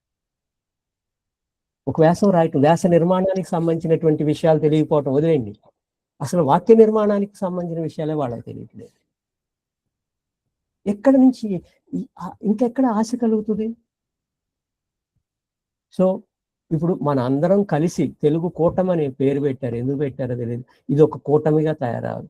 ప్రపంచంలో ఉన్నటువంటి తెలుగు భాషీయులందరూ తెలుగు భాషీయ జాతిగా ఏర్పడి మా భాషను మేము రక్షించుకోవాలి. మీకు ఆ మధ్య కమలసను ద్రావిడ భాషలోంచి తమిళ భాషలోంచి కన్నడ పుట్టిందంటే కన్నడ వాళ్ళందరూ మీద పడి కరవటాకి వెళ్ళారు. మీకు గుర్తుందో లేదో?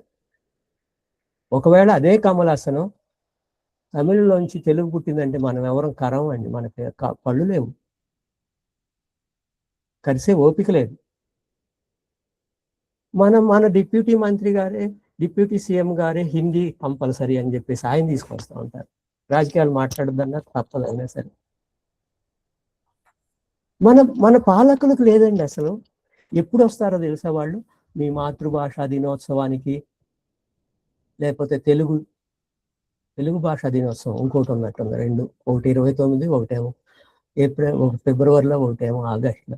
అప్పుడు వచ్చేసి భాషకు సంబంధించిన ఉపన్యాసాలు ఇచ్చేస్తూ ఉంటారు, తర్వాత తుడిచిపెట్టుకుని వెళ్ళిపోతూ ఉంటారు. వీళ్ళ మనకి మేలు చేసేది భాషకి. సో ప్రభుత్వం ఎట్లాగూ చేయదని నిర్ధారణ అయింది, కానీ ప్రభుత్వానికి మనం గుచ్చాలి. దబ్బడం తీసుకుంటామా, సూది తీసుకుంటామా, గుణపం తీసుకుంటామా మనకు తెలియదు, కానీ మనం ఒక మందిగా భాషా ప్రేమికులు అందరం వాళ్ళని చర్నాకోలు పెట్టో, కొరడా పెట్టో, దేంతోనో కొడుతూ ఉంటే పదే పదే తెలుస్తుంది. అయితే పదే పదే కొట్టినా వాళ్ళు కదలిక ఉండదు. ఎప్పుడు కదలిక ఉంటుందంటే మనం ఒక ఓటు బ్యాంకుగా మారినప్పుడు వాళ్ళకు ఉపయోగపడదు. ఓటు బ్యాంక్ అంటే మనం ఇన్ఫ్లుయెన్స్ చేయాలి ప్రజా సమూహాలని. తెలుగు భాషని అభివృద్ధి పరచనటువంటి ఈ ప్రభుత్వానికి మనం ఓటేయమని చెప్పేసి ప్రతి ఊళ్ళోనూ ఒక 50 మంది ఉంటే చాలండి, ఓట్లు ఆ 50 ఓట్ల కోసమన్నా వాళ్ళు వస్తారు. ఎందుకంటే ప్రతి ఊళ్ళోనూ 50 ఓట్లు వాళ్ళ అధికారాన్ని మార్చగలవు కదా. ఇది కావాల్సింది. అలాగే ఇప్పుడు తెలంగాణలో అధికార భాషా సంఘం అధ్యక్షులే లేరన్నారు కదా, మనం ఒత్తిడి పెట్టగలగాలి. చేస్తానే ఉంటారు. మనం ఏం చేస్తున్నామంటే ఏమంటాము, మహజరులు సమర్పించడం వరకు ఆగిపోయాం. మన ప్రజా సంఘాలని తెలుగు భాషకి కోసం కృషి చేసేవన్నీ మహజరులు ఇస్తాము. బయటికి వచ్చి మాట్లాడాలి కదా. ఒక 10 మంది గుంపు కట్టి 10 మంది గుంపు కట్టి మాట్లాడనిస్తారా ప్రభుత్వాలు, అది వేరే విషయం. ఎక్కడో బంగ్లాదేశ్లో 10 మంది గుంపు కట్టడం ద్వారా మాతృభాషా దినోత్సవం ఒక తేదీ ఏర్పడింది బెంగాలీ భాష కోసం. ఓకే, గతం అది. ఈ రోజున పట్టుమని 10 మంది ఏ విగ్రహం ముందు నిలబడతామో నాకు తెలియదు. సురవరం ప్రతాప్ రెడ్డి గారి విగ్రహం ముందు నిలబడతామో, గురజాడ అప్పారావు గారి ముందు నిలబడతామో నాకు తెలియదు. అంబేద్కర్ స్టాట్యూ ముందు నిలబడతామో, నిలబడి ఎందుకు చెయ్యరు అని అడిగేటువంటి అవకాశాలు లేకుండా చేశారు. ఒకవేళ నువ్వు దాని గురించి మాట్లాడితే మనం దేశద్రోహమో, రాజద్రోహమో అయిపోతున్నాం. సో ఇది కావాలి మనకి. భాష ఆభిజాత్యం కావాలి, ఆభిజాత్యాన్ని పెంపొందించుకోవాలి. సరే, మిగతా విషయాలు సాంకేతికంగా భాషను అభివృద్ధి పరచడానికి ఏమేం చేయాలి అవి చాలా మంది చాలా చోట్ల మాట్లాడి ఉంటారు. పాలనా రంగంలో, విద్యారంగంలో, పత్రికా రంగంలో, పత్రిక అంటే ప్రింట్ అండ్ ఎలక్ట్రానిక్ మీడియాలో వాళ్ళు చేయగలిగినటువంటి పనులు చాలా ఉంటాయి.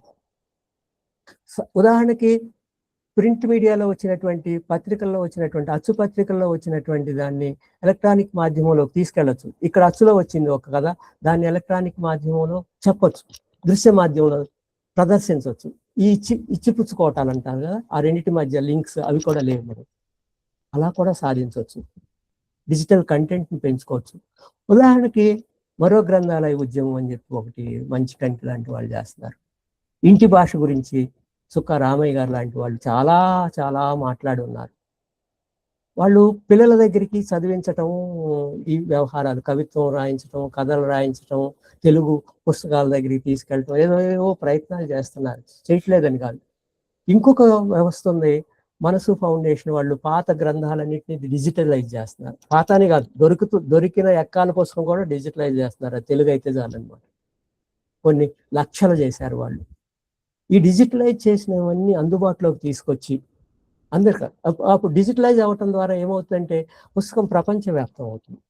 అది మీరు అమెరికాలో ఉన్నా, ఆస్ట్రేలియాలో ఉన్నా, యూకేలో ఉన్నా, ఆఫ్రికాలో ఉన్నా, పోనీ భారతదేశంలోనే హైదరాబాద్ కాకుండా చిన్న పల్లెటూళ్ళలో ఉన్నా, ఇప్పుడు పల్లెటూళ్ళు అన్ని ఇంటర్నెట్ సదుపాయాలతో విలసిల్లిపోతున్నాయి కదా, వెలిగిపోతున్నాయి కదా. సో అక్కడికి చేరాలి. అప్పుడు మన భాషని మనం ఏమైనా కాపాడుకోగలుగుతాం. ఇవన్నీ నాకు జస్ట్ ర్యాండమ్గా తోస్తున్నటువంటి ఆలోచనలే. నేనేదో పెద్ద పరిశోధన చేసి మాట్లాడుతున్నటువంటి కాదు. ఒక భాషా ప్రేమికుడుగా, ఒక తెలుగు అధ్యాపకుడిగా, ఒక 4 దశాబ్దాల పాటు పిల్లలకు దగ్గరగా ఉండి వాళ్ళకి పాఠం చెప్పినటువంటి మాస్టర్గా నాకు అనిపించినటువంటి చెప్తాను. ఇట్లా పిల్లలతోటి పెద్ద పెద్ద పద్యాలు చెప్పించాను. పెద్ద పెద్ద పద్యాలు, ఈ చాలా చిన్న పద్యాలు. ఐఐటి పిల్లలు, IIIT పిల్లల కంటే కూడా పెద్ద పద్యాలు. వసు చరిత్రలోంచి లలనాజన పాంగ లాంటి పద్యాలు మేము 4వ తరగతి 3వ తరగతి వాళ్ళతో చెప్పించాం. వాళ్ళకి అవి పెద్ద అయిన తర్వాత నా చిన్నప్పుడు మా మాస్టర్ నేర్పారని దానికి అర్థం తెలియకపోవచ్చు. వేమన పద్యాలు లాంటి వాటికి అయితే, శతక పద్యాలు అయితే లెక్కలేదనుకోండి. ఇవి కూడా అంటే పత్రికల వాళ్ళు కూడా ఇలాంటివి చేయొచ్చు. కేవలం తెలుగు భాషా దినోత్సవం, మాతృభాషా దినోత్సవం అప్పుడు మాత్రమే కాదు, ఇది నిరంతరం సాగుతూ ఉండాలన్నమాట. ఇలా చేస్తూ ఉండగా ఇంకొన్ని విషయాలు నేను జస్ట్ చెప్పి, ఈయన కోదండరామయ్య గారు క్వశ్చన్ ఆన్సర్ సెషన్ ఉంటే బాగుంటుంది కదా అని చెప్పేసి అన్నారు. సాంస్కృతిక వైవిధ్యాన్ని, మనం భాషా వైవిధ్యాన్ని గుర్తించాలి, గౌరవించాలి. ఏ భాషని, no language is inferior than the people who speak it. Telangana భాష తక్కువ, ఉత్తరాంధ్ర భాష తక్కువ, రాయలసీమ భాష తక్కువ, ఇట్లాంటి ఫీలింగ్స్ ఉండకూడదు. ఇంకా అటువంటి ఆలోచనలు ఇంకా బతికే ఉన్నాయి, వాటిని పరిహరించాలి. అన్ని భాషలను, అన్ని ప్రాంతాలకు సంబంధించినటువంటి భాషల్ని, భాషా వైవిధ్యాన్ని గౌరవించుకోవాలి. సాంస్కృతిక వైవిధ్యాన్ని కూడా గౌరవించుకోవాలి. భూమి మీద ప్రపంచంలో ఏ మూలన్నా తెలుగు నేర్చుకోవటానికి అనువుగా డిజిటల్ యాప్లను అభివృద్ధి పరచుకోవాలి. సరే, సాహిత్యాన్ని ఆడియో బుక్స్ రూపంలో కూడా అందుబాటులో ఉంచుకోవచ్చు. తెలుగుని బతికించుకుని బట్టగట్టించే పరిశోధనలు జరగాలి. అలాగే మీకు ఇంకొక విషయం చెప్పాలి ఇక్కడ. అదేంటంటే, ప్రైవేట్ స్కూల్స్ ఉంటాయి కదా, ప్రైవేట్ స్కూల్స్లో తెలుగు ఎవరు చెప్తారో తెలుసా? 10th క్లాస్ పాస్ అయినటువంటి వాళ్ళు, క్వాలిఫైడ్ కాదండి. ప్రైమరీ స్కూల్స్లో, ఒకవేళ ప్రైమరీ స్కూల్స్లో తెలుగు చెప్పటానికి, తెలుగు నేర్చుకున్న వాళ్ళు తెలుగు పండిట్స్, స్కాలర్స్ అయి ఉండాల్సిన అవసరం లేదు. తెలుగు వాళ్ళకి ఇంటర్మీడియట్లోనూ ఏదో ఒక స్థాయిలో సెకండ్ లాంగ్వేజ్ అయి ఉంటే చాలు, they are qualified to teach. మరి వాళ్ళ నుంచి తయారయ్యేటువంటి పిల్లలు ఎటువంటి వాళ్ళు తయారవుతారండి? ప్రభుత్వ పాఠశాలలు ఎన్ని ఉన్నాయి, ప్రైవేట్ పాఠశాలలు ఎన్ని ఉన్నాయి? ఆ ప్రైవేట్ పాఠశాలల్లో తెలుగు బోధించే వాళ్ళందరూ క్వాలిఫైడ్ టీచర్సా?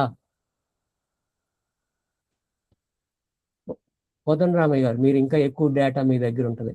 కాదు అని చెప్తున్నాను నేను. ఇంకోటి, విశ్వవిద్యాలయాల ద్వారా, అక్కడ అధ్యాపకుల ద్వారా తెలుగు పరిరక్షించుకుందామంటే, తెలుగు విశ్వవిద్యాలయంలో పర్మనెంట్ ప్రాతిపదికన అధ్యాపకులు లేరు. తెలుగు విశ్వవిద్యాలయమే. పర్మనెంట్ అధ్యాపకులు లేరు విశ్వవిద్యాలయంలో. మరి వీళ్ళు ఏం చేస్తారు? అనేక యూనివర్సిటీస్లో ఆయన కాసిం అని చెప్పేసి ఉస్మానియా యూనివర్సిటీలో ప్రొఫెసర్, తెలుగు ప్రొఫెసర్, ఇప్పుడు ఉస్మానియా ఆర్ట్స్ కాలేజీకి ప్రిన్సిపల్గా ఉన్నారు. ఆయన బయట యూనివర్సిటీ బయట కూర్చుని ధర్నా చేశారు. ఏమని తెలుసా? విశ్వవిద్యాలయంలో అధ్యాపకులు పోస్టులు భర్తీ చేయండి అని, తను ప్రొఫెసర్గా ఉంటూ.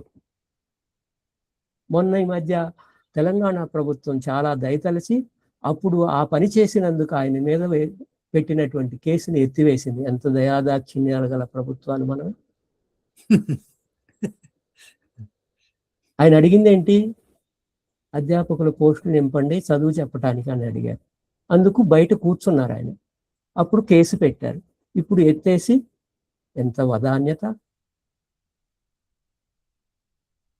వదాన్యత అందామా, ఇంకేమైనా పదం అందామండి? ఎంత దయగల ప్రభువులు వీళ్ళు. సరే, మళ్ళీ నేను కంటెంట్లోకి వస్తాను. తెలుగు టైపింగ్ని సులభతరం చేయటానికి యూనికోడ్ ఫాంట్ని మరింతగా అభివృద్ధి పరచాలి. సరే, ఇది చెప్పేశాను అనుకుంటా. స్మార్ట్ ఫోన్లు, ట్యాబ్లెట్లు, కంప్యూటర్లో సులభంగా ఉపయోగించుకోవటానికి, అంటే యూజర్ ఫ్రెండ్లీగా ఉండేటువంటి వారు. అలాగే తెలుగు భాషలో వాయిస్ టైపింగ్ సాఫ్ట్వేర్లను అభివృద్ధి చేయటం, ఇదంతా జరుగుతుంది అనుకుంటా. అలాగే ఇంకొక పని కూడా చేయాలి. ఇదేంటంటే తెలుగులో చదువుకోవటం ద్వారా కూడా ఉద్యోగ అవకాశాలు ఉంటాయని హామీ ఇవ్వాలి. అంటే ఉదాహరణకి తెలుగులో కంటెంట్ డెవలప్ చేయటానికి కావాల్సినటువంటి సాంకేతిక పరిజ్ఞానం, అక్కడ ఉద్యోగాలు వస్తాయి అనుకోండి. ఉద్యోగాలు వస్తాయి, అంత దేని చుట్టూ తిరుగుతుందండి? బాగా చదువుకో, పెద్ద అయ్యాక నువ్వు చక్కగా పెద్ద ఉద్యోగం సంపాదించుకుని అమ్మా నాన్న కారులో తిప్పుకుంది, ఇదే కదా మనం చెబుతుంది. సో ఉద్యోగం కావాలంటే తెలుగులో చదువుకున్న ఉద్యోగ అవకాశాలు వస్తాయి. తెలుగు మీడియంలో చదువుకున్నా సరే నీ జ్ఞానం వికసిస్తుంది. ఇంగ్లీషు ఒక భాషే తెలుగు లాంటిది. ఇంగ్లీషు విజ్ఞాన సర్వస్వం కాదు, ఇంగ్లీష్ కూడా ఒక భాష అని చెప్పి తెలుగులో కూడా నేర్చుకోవటానికి అవకాశాలు ఇచ్చి, తెలుగులో నేర్చుకున్నా సరే ఉద్యోగాల అవకాశాలు వస్తాయి, జీవితం బాగుంటుందని హామీ పడితే అప్పుడు మళ్ళీ ఏమైనా తెలుగులో నేర్చుకోవటానికి ముందుకు వస్తారు. అందరూ క్రికెట్ వైపు ఎందుకు వెళ్తారండి? క్రికెట్లో డబ్బులు ఉన్నాయి కాబట్టి. ఆ మధ్య సానియా మిర్జా వచ్చి టెన్నిస్ ఆడితే టెన్నిస్లో డబ్బులు వస్తాయని టెన్నిస్ నేర్పడం. మళ్ళీ ఆమె ఎవరో వచ్చి షటిల్ బ్యాడ్మింటన్ ఏదో ఆడితే ఓహో అక్కడ కూడా డబ్బులు వస్తాయని అక్కడ. అంటే తెలుగులో చదువుకున్న మంచి ఉద్యోగాలు వస్తాయి, డబ్బులు సంపాదించవచ్చు, కారులో తిరగవచ్చు అనేటువంటి హామీ ఏదైనా లభిస్తుందేమో చూద్దాం. ఒకప్పుడు ఈ గ్రూప్ 1 లేకపోతే సివిల్స్ రాసే వాళ్ళకి తెలుగులో రాస్తే ఏదో 5 మార్కులు కలిపేవారు. మరి ఇప్పుడు ఉందో లేదో నాకు తెలియదు. ఇప్పుడు తెలుగులో రాస్తే కర్ర పట్టుకుని కొడతారు. తెలుగులో రాస్తే దాన్ని కరెక్ట్ చేసేవాళ్ళు కూడా లేరేమో నాకు తెలియదు. నాకెందుకో బెంగగా ఉంటుంది అండి ఇదంతా ఆలోచిస్తుంటే. మీరు నన్ను ఒక బెంగలోకి తోసేశారు. ఓకే, విశిష్ట భాషా అధ్యయన కేంద్రం లాంటి సంస్థలు, అధికార భాషా సంస్థలు వీళ్ళు పరిశోధనలో భాగస్వామ్యం వహించాలని చెప్పి నా అభిప్రాయం. అయితే పరిశోధనలు అనగానే మహాభారతంలో ఆవు అనేది కూడా పరిశోధనే, రామాయణంలో పిడకల వేట అది పరిశోధనే. అవి కాదు పరిశోధనలు. ఆధునిక భాషగా తెలుగుని పరిరక్షించుకోవటం ఎలా, అవి కూడా పరిశోధనలు ఏమో నాకు తెలియదు. నేను ప్రాచీన సాహిత్యాన్ని అధ్యయనం చేయొద్దంటలేదు, దానిలో పరిశోధన చేయక్కర్లేదంటలేదు. వాటితో పాటు ఆధునిక భాషగా తెలుగుని పరిరక్షించుకోవటం ఎలా, దీనికి సంబంధించినటువంటి పరిశోధనలు చేస్తే బాగుంటుంది. అంటే ఆధునిక భాష అనగానే మనం వర్తమానంలో ఉంటాం. ఆధునిక భాష అనగానే మనం భవిష్యత్తులో కూడా చూస్తాం. తెలుగు తరగని గని అని మనం టైటిల్ పెట్టుకున్నామంటే అది తరగని గనిగా ఉండాలంటే మనం వర్తమానంలో ఉండాలి. ఓకే, వెనక్కి వెళ్ళి వాటిని నేను గతాన్ని తిరస్కరించట్లేదు. గతంలో ఉన్నటువంటి మంచిని అంతటిని భవిష్యత్తులోకి తీసుకెళ్లాలంటే వర్తమానం బలంగా ఉండాలి. వర్తమానం బలహీనంగా ఉన్నప్పుడు గతము లేదు, వర్తమానం లేనటువంటి జాతికి గతము లేదు, భవిష్యత్తు లేదు. అందుకని నేను వర్తమానంలో మనం ఎంత బలహీనంగా ఉన్నామో చెప్పి ఆ వర్తమాన బలహీనతల్ని బలపరుచుకోవటానికి ఏం చేయాలో మాట్లాడుతున్నాను.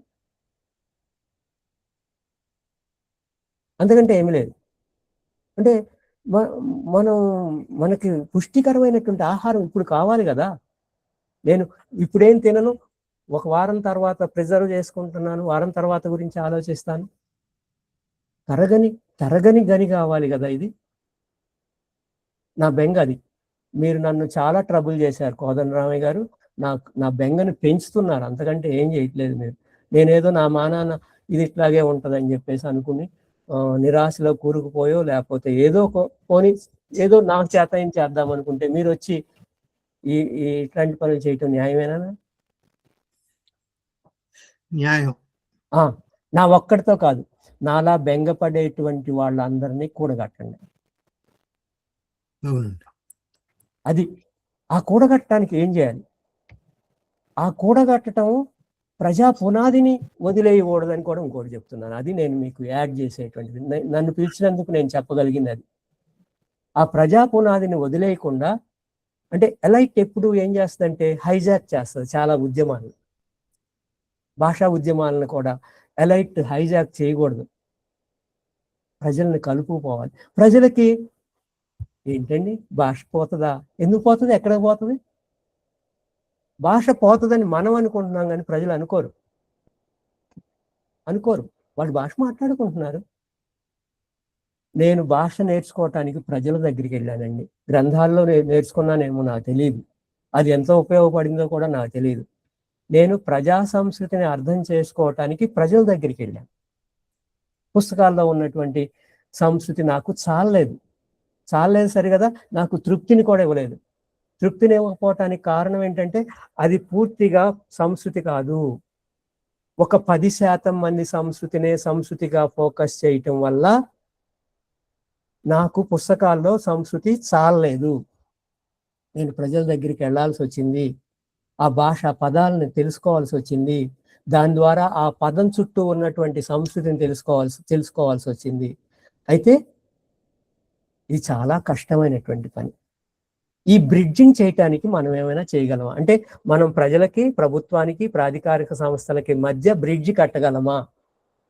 మొత్తం ప్రపంచంలో ఉన్నటువంటి తెలుగు సముదాయాలన్నీ అలా చేస్తే ఏమైనా మనం తెలుగుని ముందు తరాలకి అందించగలము. లేకపోతే ఇట్లాగే మాట్లాడుకుంటాం. ఎందుకంటే ఎక్కువ ఏం మాట్లాడుకోలేం. ఓకే, మరొకటి, ఈ ఒకప్పుడు ఆల్ ఇండియా రేడియో ఇట్లాంటివి FM ఛానల్ ఇవన్నీ ఉన్నాయి కదా. ఈ ఛానల్లో కూడా తెలుగు సాహిత్యాన్ని, కవిత్వాన్ని, జానపద గీతాలని, భాషా నైపుణ్యాలపై కార్యక్రమాలని, శబ్ద నాటకాలను చేయొచ్చు. అలాగే రేడియో ఛానల్ తెలుగు భాషలో పాడ్కాస్ట్ని సృష్టించవచ్చు. స్పాటిఫై, గూగుల్ పాడ్కాస్ట్లు వంటి ప్లాట్ఫామ్లో కూడా వీటన్నిటిని అందుబాటులో ఉండొచ్చు. అలాగే తెలుగు భాషా గురువు లాంటి ఛానల్స్ ద్వారా వ్యాకరణ, సంభాషణ నైపుణ్యాలని బోధించవచ్చు. ఇవన్నీ ఉన్నాయి. ఇక నెట్ఫ్లిక్స్, అమెజాన్ ప్రైమ్, ఆహా, OTT ప్లాట్ఫామ్లో తెలుగు భాషలో సాహిత్య ఆధారితమైనటువంటి డాక్యుమెంటరీలు, సీరియల్స్, షోస్ని, అంటే ఏమంటారు అవి, లైవ్ షోస్ అనుకుంటా, అవి కూడా మంచి ఫలితాలు ఇవ్వచ్చు. అలాగే చాలా తెలుగు సినిమాలని ఇతర భాషల్లోకి డబ్ చేస్తూ ఉంటారు. ఇతర భాషల నుంచి మనం తెచ్చుకుంటాం. కింద ఏమంటాం వాటిని, స్క్రోల్ అవుతా ఉంటది కదా, సబ్ టైటిల్స్ అండి. భలే చెప్పారు మేడం, ఎవరు ఒకసారి నాకు కనపడండి. Subtitles. ఈ సబ్ టైటిల్స్ రాసే వాళ్ళకు కూడా కొంచెం ట్రైనింగ్ అవసరం అండి. నాకెంత అసలు అక్కడ మాట్లాడేది ఒకటి, వాడు రాసేది ఒకటి, పరమ బూతులు రాస్తున్నారు. స్పెల్లింగ్ మిస్టేక్స్ కాదు, వాడికి ఆ పదం తెలియదు, ఆ పదానికి ఉండేటువంటి అర్థం తెలియదు, ఆ అర్థానికి ఉన్నటువంటి ఛాయలు తెలియవు, అర్ధఛాయలు తెలియవండి. ఒక పదానికి అనేక అర్ధఛాయలు ఉంటాయి. ఆ అర్ధఛాయని తెలియజేసేటువంటి సరైన పదం వాడికి దొరకదు, వాడికి రాదు. ఎందుకు రాదంటే వాడికి 2 భాషల మీద అధికారం కావాలి కదా. అధికారం అంటే కమాండ్ కావాలి కదా, ఉండదు. సో ఇవన్నీ చేస్తూ ఉంటే కనీసం అక్కడ సినిమా వస్తుంది. మలయాళం సినిమా ఎక్కువ చూస్తున్నారండి ఇప్పుడు తెలుగు వాళ్ళు, తమిళ సినిమా ఎక్కువ చూస్తున్నారు. ఇంకా బాగా వాళ్ళు కొరియా సినిమాలు చూస్తున్నారు. కొరియన్ సినిమాలు చూస్తున్నారు. ఒక ఆవిడ ఈ మధ్య మీకు ఏ భాషలో వచ్చు అంటే కొరియన్ కూడా చెప్పింది. ఎలా వచ్చు అంటే సినిమాలు చూస్తున్నాను. అమ్మ, మంచి పని చేస్తున్నావు, కొరియన్ నేర్చుకుని దాని కింద ఏమైనా సబ్ టైటిల్స్ తెలుగులో వస్తే అవి కూడా నేర్చుకోరాదని చెప్పాలనిపించింది నాకు. ఆమెకి తెలుగు వచ్చేసి కొరియన్ నేర్చుకుంటుందా? ఇది ఇది ఆ, నేను చాలా మందిని తిడుతున్నట్టున్నాను కదా, చాలా మందిని తిడుతున్నట్టున్నాను, తిట్టక తప్పటం లేదు. ఎందుకంటే నేను భాషను ప్రేమిస్తున్నాను కాబట్టి. నా ప్రేమ చాలట్లేదు, నా ప్రేమ చాలట్లేదు. నా నా నాకు కోపం కూడా వస్తుంది. కోపం వస్తే మంచి పనులు చేయగలుగుతామేమో నాకు తెలియదు. కోపం తప్పు అంటారు. కోపం వస్తే మళ్ళీ నువ్వు ఏదో ఊరేగింపులు చేస్తావు, ధర్నాలు చేస్తావు కదా, కుదరదు కదా, అవన్నీ చేయటానికి వీల్లేదు కదా.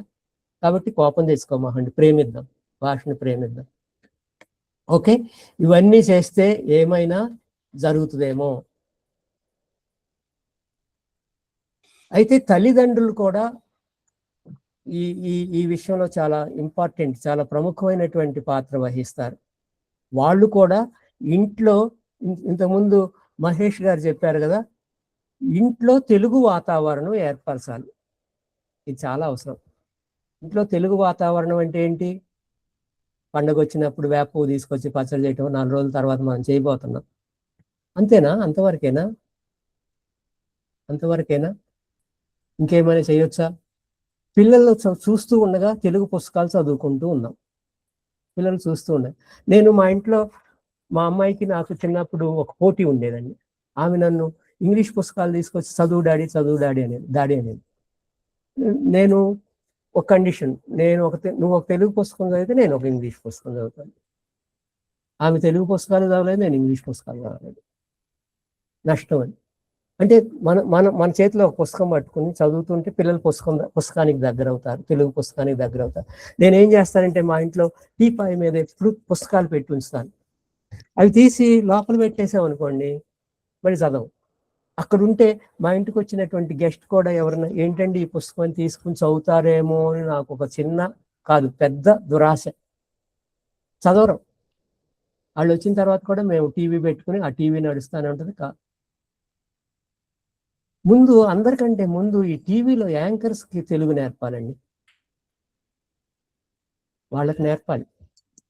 పత్రికల్లో జర్నలిస్టులు ఎట్లాగో నేర్చుకుంటున్నారు, కానీ ఈ నోటికి వచ్చిందల్లా 24 గంటలు మాట్లాడుతూనే ఉంటారు చూడండి, వాళ్ళకి తెలుగు నేర్పాలి, మంచి తెలుగు నేర్పాలి.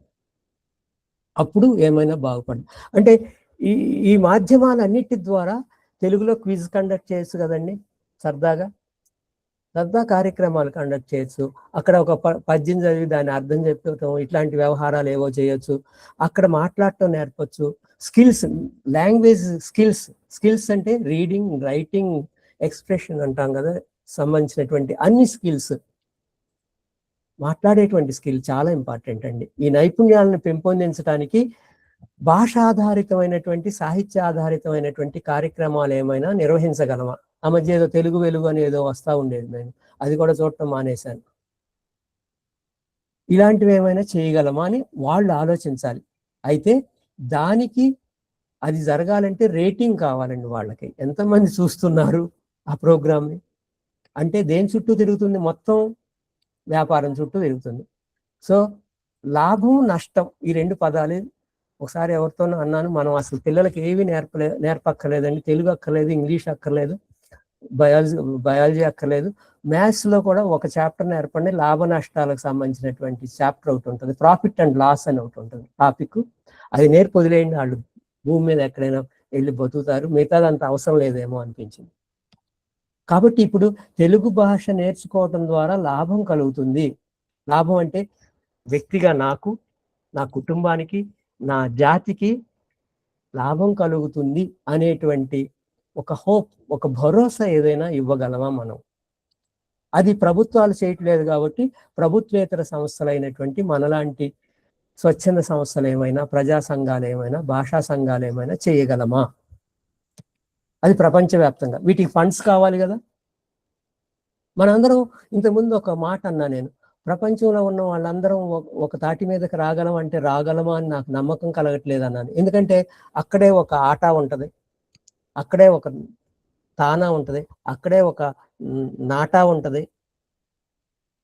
వాళ్ళకి వాళ్ళే కొట్టుకుదేస్తున్నారు కదా. అక్కడ వాళ్ళ మధ్య ఐక్యత ఉందా? ఈ ఐక్యత లేనప్పుడు, అంటే ఎక్కడైతే ఐక్యత అవసరమో అక్కడ లేనప్పుడు మనం భాషా జాతిగా ఒక సమైక్య జాతిని ఏర్పరచుకోగలమా? ఏర్పరచుకోవాలంటే ఏం చేయాలి? ఇవి మన ముందున్నటువంటి సవాళ్ళు. అప్పుడు మనం భవిష్యత్తులోకి తరగని తెలుగుని తీసుకెళ్ళగలం. లేకపోతే ఇక్కడే కూర్చుంటాం. నేను ఇక్కడ ఆగుతాను. ఎవరైనా ఏమైనా మాట్లాడుకుందామంటే కాసేపు కబుర్లు చెప్పుకుందాం. వన్ సైడెడ్ అయిపోయింది ఇది. ఇప్పుడు మామూలుగా అయితే పద్మారెడ్డి గారు చాలా వివరంగా అన్ని విషయాలు అడిగేవారండి. ఆయన ఈసారి 5-6 సార్ల నుంచి రావట్లేదు. ఈసారి వచ్చారు, బాగా రాళ్ళు వేస్తారు. వేస్తారేమని చూస్తే ఇప్పుడు నేను మోసపోయాను. ఆమె గారు మీకు తప్పట్లు కొడుతుంది. ఇక ఇప్పుడు అయినా కానీ నేను మాట్లాడొచ్చండి ఒక నిమిషము? మాట్లాడమ్మా. సార్ ఇప్పుడు అందరూ ఒక తాటి మీద అంటే ఒక తాటి మీద ఉంటే అసలు భాషకి స్థితి వచ్చేదే కాదేమో. ఎగ్జాక్ట్లీ, అది సాధ్యం కాదు. అయితే ఇంకొకటి ఏంటంటే మీరు జయశంకర్ సార్ అంటారు సమిష్టి ఉద్యమాలు చేస్తే మంచిది కలిసి, లేదా సమన్వయం, నీ దానికి నేను గౌరవిస్తా, నా విధానాన్ని నువ్వు గౌరవించు, ఇద్దరి లక్ష్యం ఒకటే భాషా పరిరక్షణ. పోనీ సమాంతర ఉద్యమాలు చేద్దాం, నా దారిలో నేను, నీ దారిలో నువ్వు, ఎటుబడి భాష కాపాడబడాలన్నదే అందరి అంతిమ లక్ష్యం. నేను అంగీకరిస్తాను. అది కొంతవరకైనా ఇదవుతుందేమో అనిపిస్తుంది సార్. ఎందుకంటే అందరినీ కలుపుకొని పోయే ఇది ఉండదు. అయితే అప్పుడు రాజకీయ నాయకులకు కూడా మంచి ఆహారం దొరుకుతుందండి. వీళ్ళ నలుగురిని 4 రాజకీయాలకి అంటగట్టచ్చు. అప్పుడు అంటే ఇందాక ఒక మాట అనుకున్నాను కదా, మనం ఎలక్ట్రల్ ప్రాసెస్ ని ఏ మేరకైనా ప్రభావితం చేయగలమా? అప్పుడు సమైక్యత గురించి అందుకు మాట్లాడుతున్నా నేను. అది మంచి ఫలితాలు. అంతకంటే ఏం లేదు. వాళ్ళకి భయం కావాలండి. వాళ్ళని భయపెట్టగలగాలి మనం. వాళ్ళకి భయపెట్టాలంటే మనకు ఉక్కు నాలుకలు, ఇనుప గొంతులు కావాలి మన భాషకు సంబంధించినటువంటి. లేకపోతే వినరు. పద్మారెడ్డి గారు మాట్లాడాలి.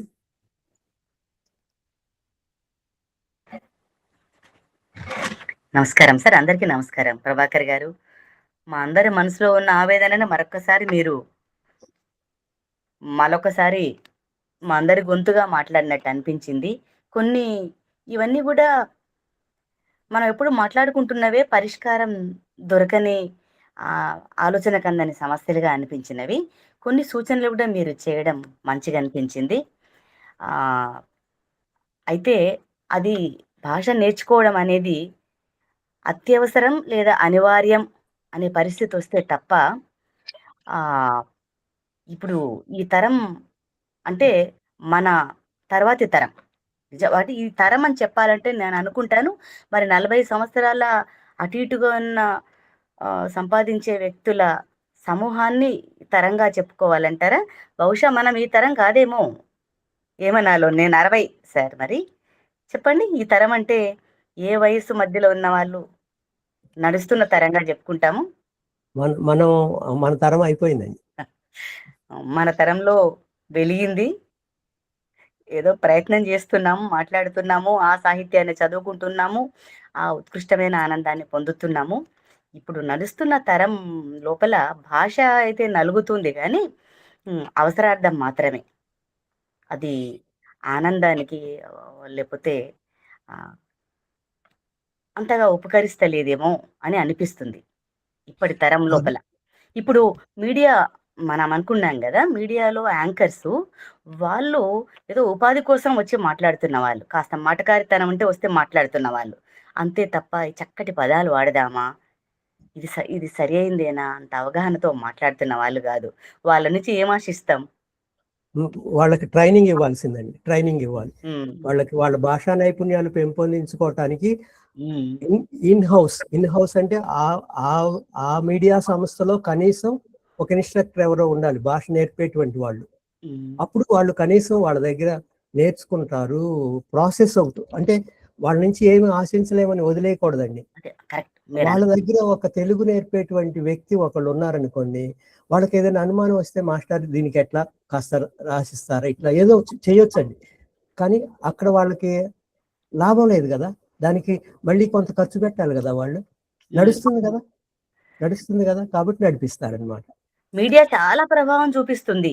మీడియా చాలా ప్రభావం చూపిస్తుంది. వాళ్ళు ఏదో ఆకట్టుకోవడానికి యాస పదాలు వాడము, చాలా నాసిరకం పదాలు మాట్లాడుతుంటారు. ఎక్కువ ప్రజాబాహుల్యంలో అమల్లో ఉన్నటువంటి పదాలను వాడుతుంటారు. పెద్ద భాషకు ఉపకరించే విధంగా అయితే ఉండవు. వినోదానికి మాత్రమే కనిపించేది. ఏదైతే ప్రతిభావంతంగా ప్రభావవంతంగా సమాజం మీద నేటి తరము రేపటి తరం మీద ప్రభావం చూపించే మీడియా భాషకి ఏమాత్రం ఉపకరిస్తలేదు అని అనిపిస్తుంది. ఇక ఎప్పుడైతే మనకు బోధనా మాధ్యమంగా తెలుగు ఉన్నప్పుడు మాత్రమే పునాదులతో సహా పటిష్టమైన తెలుగు భాష నిలుస్తుంది. మా పిల్లలే ఇప్పుడు చెప్పినటువంటి పాఠాన్ని వల్లిస్తారు, జవాబు చెప్తారు, కానీ రాతలో రాయలేకపోతున్నారు. పుస్తకంలో ఉన్నది అంత అర్థవంతంగా చదవలేకపోతున్నారు. వాచకంగా మాత్రం మాట్లాడేటప్పుడు మాత్రం మాట్లాడగలుగుతున్నారు. అంత భాష ఏమంటారు వీటి లోపల ఉన్నటువంటి కాంపిటెన్సీస్ తగ్గిపోతున్నాయి పిల్లల లోపల.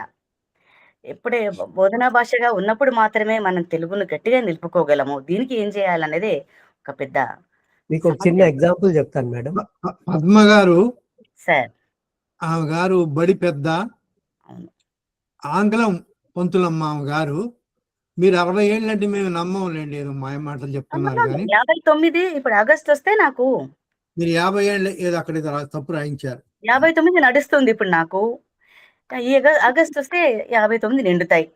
2020 గారు ఒక్కసారి మీరు ఫార్మల్ గా వీరికి ధన్యవాదాలు చెప్పండి. ఒక మాట చెప్తానండి.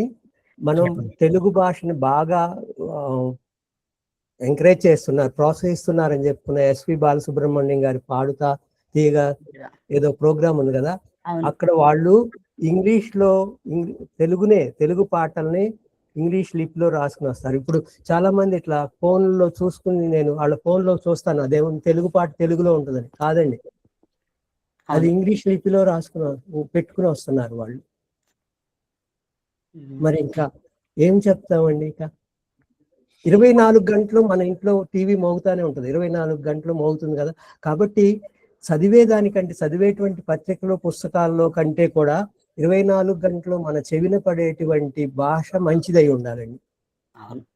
అంటే దృశ్య మాధ్యమంలో, శ్రవ్య మాధ్యమంలో బలంగా మంచి భాష వినపడినప్పుడు తప్పనిసరిగా బాగుంటుంది. కాబట్టి ఆ ఇన్ హౌస్ తెలుగు చెప్పగలిగినటువంటి వాళ్ళు చాలా మంది ఉంటారండి. కనీసం ఒక్కొక్క టీవీలో ఒక 25 మంది ఏమో ఉంటారు కదా, వాళ్ళకి పర్మనెంట్ గా ఒక ఇన్స్ట్రక్టర్ ఉండాలి. ఆయన మళ్ళీ తెలుగు వచ్చిన ఆయన ఉండాలి, నిజంగా తెలుగు వచ్చిన ఆయన ఉండాలి. మరి ఎక్కడి నుంచి వస్తారండి? ఇప్పుడు విశ్వవిద్యాలయాల్లో అధ్యాపకులనే భర్తీ చేయలేనటువంటి ప్రభుత్వాలు ప్రతి చోట ఇంకో పని చేయొచ్చు కదా. ప్రతి అపార్ట్మెంట్ లోనూ ఒక లైబ్రరీ ఉండాలి. మీకు ప్రతి అపార్ట్మెంట్ కి ఏవో ఇవి ఉంటాయి కదండి, నామ్స్ ఉంటాయి కదా, ఇంత ఉండాలి, ఇంత ఉండాలి, ఇది ఉండాలి, ఇది ఉండాలి, ఒక జిమ్ ఉండాలి, ఏవో పెడతారు కదా. ఒక చిన్నపాటి లైబ్రరీ ఉండాలి అని చెప్పేసి అనొచ్చు కదా, అన్నారు. మన ఇళ్లలో పూజ గది కంపల్సరీగా ఉంటది కానీ పుస్తకాల గది ఉండదు. మన ఇళ్ళు అంటే నేను మన నలుగురు గురించి కాదు మాట్లాడుతుంది. వాస్తు బాగుందా, పూజ గది ఎక్కడుందా అని అడుగుతాం కానీ నేను నా దగ్గర ఒక బండి పుస్తకాలు లేకపోతే పెట్టిన పుస్తకాలు ఉన్నాయి, ఎక్కడ పెట్టుకోవాలంటే లేదండి, చోట్లేదు. మన ఇళ్లలోనే చోట్లేదు పుస్తకానికి. మన పుస్తకం కొని ఆ ప్లేస్ లో టీవీ వచ్చింది, ఆ తర్వాత అరచేతిలో ఇమిడిపోయేటువంటి ఫోన్ వచ్చింది. వీటిలో అయినా తెలుగులో మనం చేసుకోగలిగితే, అంటే ఈ ఫోన్ ద్వారా నేను తెలుగులోనే అన్ని చేసుకోగలిగినటువంటి డిజిటల్ కంటెంట్ నాకు అందుబాటులో ఉందనుకోండి, సాంకేతికమైనటువంటి, అది కూడా పర్లేదు. ఆ విధంగా కూడా మనం తెలుగుని నిలుపుకోగలుగుతాం.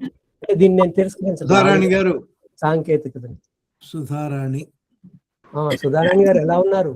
బాగున్నాను సార్, నమస్కారం. చాలా కాలం తర్వాత చూస్తున్నాం ప్రత్యక్షంగా మిమ్మల్ని. ప్రత్యక్షంగా కాదు, పరోక్షమే. ప్రత్యక్షం అంటే మనం మీరు నేను ఒక మీటింగ్ వెళ్ళి అక్కడ కలుస్తాం ప్రత్యక్షం. సార్ ఇది వర్చువల్ మీటింగ్ అండి. సార్ ఇప్పుడు మన తరం వాళ్ళకే ప్రభాకర్ సార్ ఉమ్. ఓ, వేగవంతమైంది, సులభమైంది, ఆసక్తి అనిపిస్తుంది. బహుశా మనము నా మటుకు నేను కూడా పుస్తకాల కంటే అంటే ఉద్యోగం చేస్తూ మిగతా ఉన్న సమయం లోపల నా వినోదానికి టీవీ మీదనే ఆధారపడుతున్నా. ఏదో నచ్చిన కార్యక్రమాలు చూస్తున్నా. అవును. అట్లా అయిపోయినాయి పరిస్థితులు. ఇంత తెలిసిన మనం ఈ సాధారణ ప్రజానీకానికి ఆ వాళ్ళకి ఏదో బానే ఉంది, తెలుగు నడుస్తూనే ఉంది కదా అని అనుకుంటున్నారే గాని రేపు ఈ తెలుగుకు వచ్చి రాబోయేటువంటి ఎటువంటి పరిస్థితులు దాపురించబోతున్నాయి అనేది వాళ్ళకి తెలియదు. వాళ్ళకు తెలియదు. ఆ మనమేమో ప్రభావం చూపించలేకపోతున్నాం. మరి మార్పు వైపు వెళ్ళేటంతగా ఒకసారి అంటే ఇప్పుడు ఈ నూతన విద్యా విధానంలో మాతృభాషలోనే బోధన ఉండాలనేది ఖచ్చితంగా ఉంది. కానీ అమల్లో లేదండి, మాతృభాషలో బోధన కాదు, ఒక భాషగా ఉంటుంది తప్పితే బోధన గురించి వాళ్ళు మాట్లాడట్లేదు. ఇప్పుడు మాతృభాషలో బోధన గురించి మాట్లాడట్లేదండి. లేదు. నూతన విద్యా విధానం 2020-21 న్యూ ఎడ్యుకేషన్ పాలసీలో 5వ తరగతి వరకు గాని 8వ తరగతి వరకు గాని బోధనా భాషగా మాతృభాష ఉండాలి ఉంది సార్. ఉండాలి. అమల్లో లేదు. ఉంది.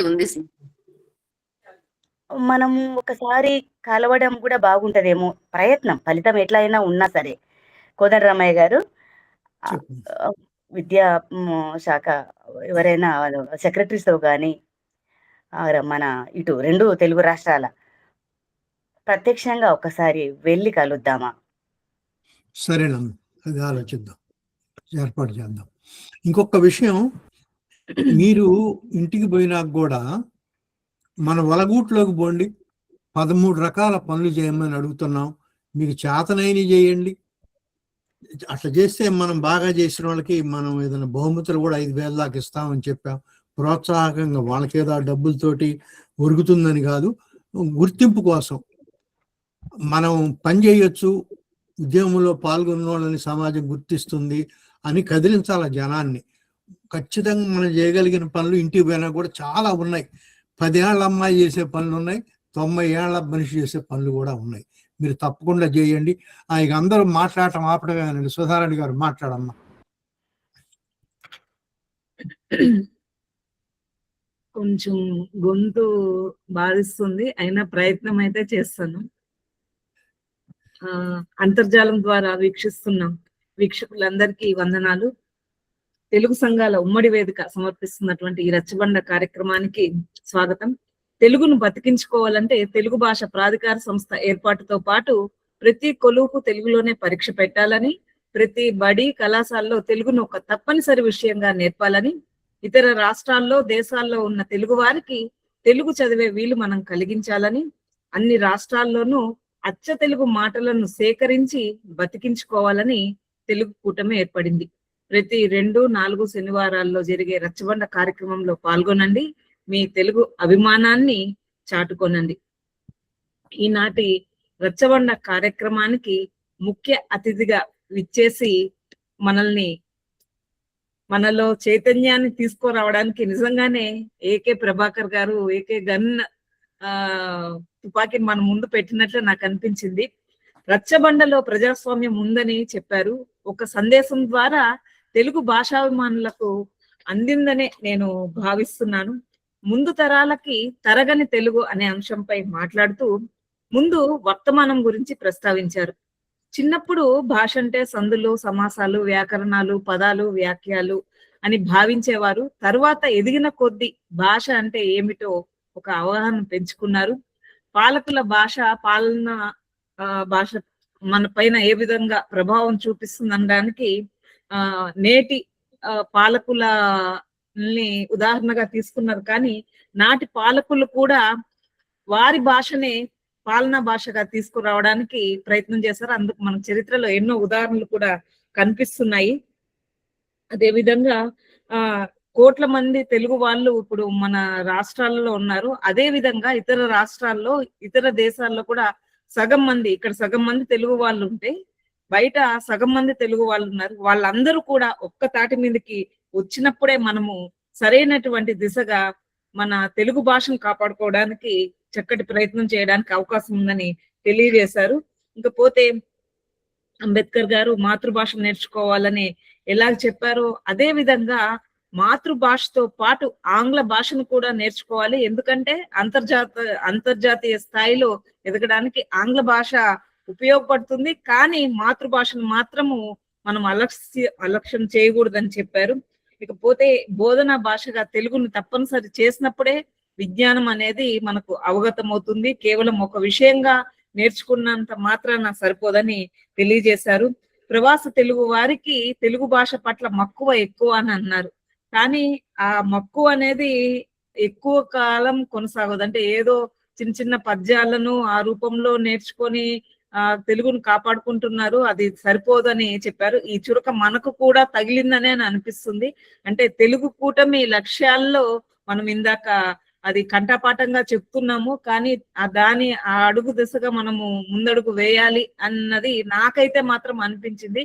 అంటే పద్యాలను కంఠతా పట్టినప్పుడు వాళ్ళకి విద్యార్థులకి ప్రోత్సహిస్తున్నాము, కానీ మన లక్ష్యాలు వాటిని కూడా మనం మర్చిపోకూడదు. ఆ దిశగా కూడా మనము ముందుకు రావాలి అని నాకు అనిపించింది. తర్వాత ముఖ్యంగా ఈ అకాడమీల గురించి ప్రస్తావించారు. సంస్కృత తెలుగు అకాడమీ అని. ఈ అకాడమీలు ఏం చేస్తున్నాయి అనేది మనం ఒకసారి ప్రశ్నించుకోవాల్సిన అవసరం ఉంది.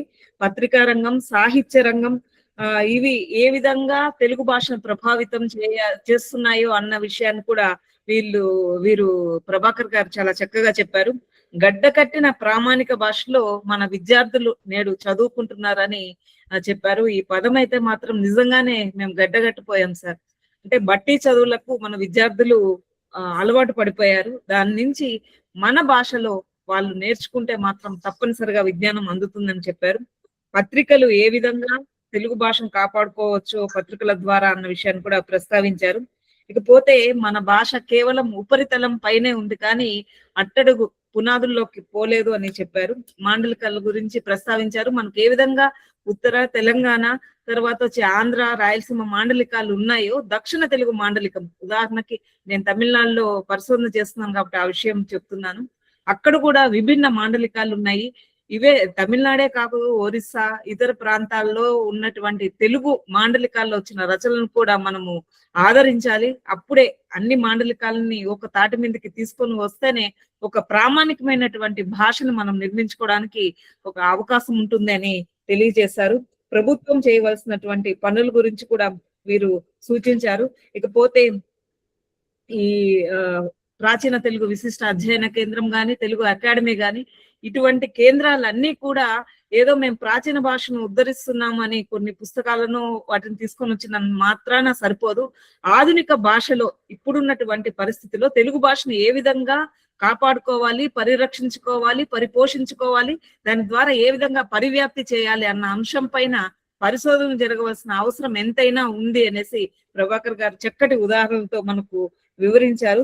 ఆధునిక భాషగా తెలుగును ఏ విధంగా మనము ముందుకు తీసుకోపోవాలి అని అంటే ఇటువంటి అవరోధాలన్నిటినీ కూడా మనం అధిగమిస్తేనే మనము చక్కగా ముందుకు తీసుకోవడానికి అవకాశం ఉంటుందని చెప్పారు.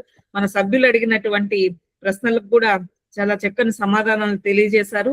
తల్లిదండ్రులు ముఖ్యంగా ప్రముఖ పాత్ర వహించాలి అన్నారు. ఇంటి భాషగా తెలుగును కాపాడుకోవాలంటే మనము వాటర్ తెచ్చి దానికి నీళ్లు అనే పదాన్ని, అన్నానికి రైస్ అని, ఇటువంటివంతా కూడా మనము ఇంటి భాషనే కలుషితం చేస్తున్నాము. వీలైనంత వరకు తెలుగుని మనం ఇంట్లో బతికించినట్లయితే అప్పుడు దేశాన్ని ఉద్ధరించడానికి ముందుకు వెళ్ళవచ్చు అని ప్రభాకర్ గారు చాలా చక్కటి ఉపన్యాసం ద్వారా మాకు చురుకలు అందించారు. ఎంతో విజ్ఞాన సందేశాన్ని, మీరు అన్నారు కదా రచ్చబండలో ఒక సందేశాన్ని తీసుకోవచ్చు అని అన్నారు కదా, మేము చక్కటి సందేశాన్ని తీసుకున్నాము. అధ్యక్షులు కోదండ రామయ్య గారికి సభాముఖంగా కూడా తెలియజేస్తున్నాను. మన ఏవైతే లక్ష్యాలు ఉన్నాయో ఆ దశగా మనము ఒక కార్యాచరణ రూపొందించుకొని ముందుకు పోతే బాగుంటుందని మనవి. ఇంతటి ఎంత చక్కగా సమాప్తి చేశారు. అయితే నాకేమనిపించిందంటే ఇవన్నీ నేను చెప్పానా నాకు అనుమానంగా ఉంది, ఇన్ని మాటలు మాట్లాడానా ఈ కాసేపట్లో అని. థ్యాంక్ యూ, చాలా బాగా సమాప్తి చేశారు. ధన్యవాదాలు సార్, మీ విలువైన సమయాన్ని మా కోసం కేటాయించారు. ధన్యవాదాలు తెలియజేస్తున్నాను నాకు ఈ తుది పలుకులు పలికేదానికి అవకాశం ఇచ్చింది. ఇంకెవరన్నా రాళ్ళు వేయదలుచుకుంటే ప్రభాకర్ గారి మీద వేయవచ్చు. ఒక సందేహం ప్రభాకర్ సార్, అందరినీ కూడా అంటే ఆ, తెలంగాణ వచ్చిన తర్వాత తెలంగాణ యాస భాష వాటికి ప్రాధాన్యత అంటూ మా పుస్తకాల్లో పాఠ్య పుస్తకాల లోపల పదాలు చాలా పదజాలం తెలంగాణ ఆ ప్రాంతీయ మాండలికాలు చొప్పించడం జరిగింది.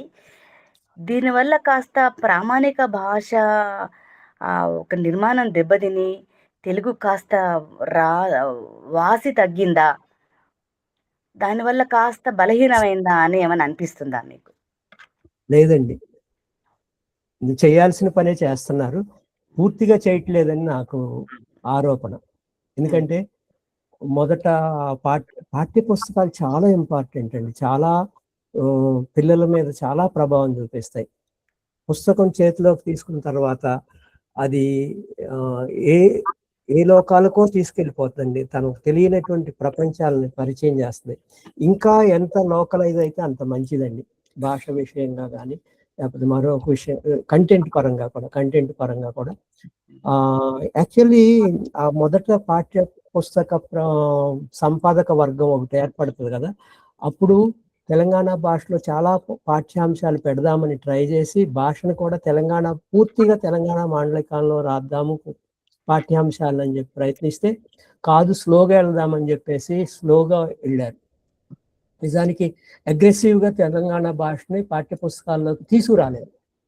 తీసుకొస్తే మీరేమనుకుంటున్నారు, డైల్యూట్ అవుతుందా? సమాంతరంగా అంటే మన విద్యార్థులు మాట్లాడే భాషకి పుస్తక భాషకి కాస్త తేడా ఉంటుంది. ఎందుకంటే సోయి ఇంకా కొన్ని మాండలికంగా వాడే పదాలు పెట్టడం వల్ల అందరికీ అవి అర్థం కావు, సార్వజనీన భాషగా ఉండట్లేదేమో. మంచి మాట చెప్పారు. అయితే ఎడ్యుకేషన్ లో నోన్ టు అన్నోన్ అని ఒక ఫ్యాక్ట్ ఉందండి, ఒక థియరీ ఉంది. నోన్ టు అన్నోన్, ప్రామాణిక భాష వాళ్ళకి అన్నోన్ లాంగ్వేజ్, పిల్లలకి. వాళ్ళకి నోన్ లాంగ్వేజ్ ఏంటి, వాళ్ళకి తెలిసిన భాష ఇంటి భాష, తమ ప్రాంతపు భాష, తమ పరిసరాల భాష. సో ప్రాథమిక స్థాయిలో తమ పరిసరాల భాష నుంచి నేర్చుకుని తర్వాత తరగతులు పెరుగుతున్న కొద్దీ ఇతరేతరమైనటువంటి మాండలికాలతో కూడుకున్నటువంటి మాండలిక భాషల్ని అవి కూడా తీసుకొస్తున్నారు అనుకోండి, అప్పుడు వాళ్ళకి కష్టం అనిపించదు అనమాట. అంటే ఇదేదో పరాయి అంటే గుగి ఒక మాట అంటాడండి, కెనియన్ రైచర్ గురించి ఇంతకు ముందు చెప్పాను కదా నేను అంటాం ఏంటంటే, మన పాఠశాలల్లో మనం మన మాతృభాష నేర్చుకోవటం లేదు, అది చాలా కాలం జరిగింది. మాతృభాష అంటే మన ఇంటి భాష, మన ఇంట్లో మాట్లాడుకునేటువంటి భాషలోనే మన పాఠ్య పుస్తకాలు ఉంటే పిల్లలకి భయం ఉండదు. నేను చిన్న ఎగ్జాంపుల్ చెప్తానండి.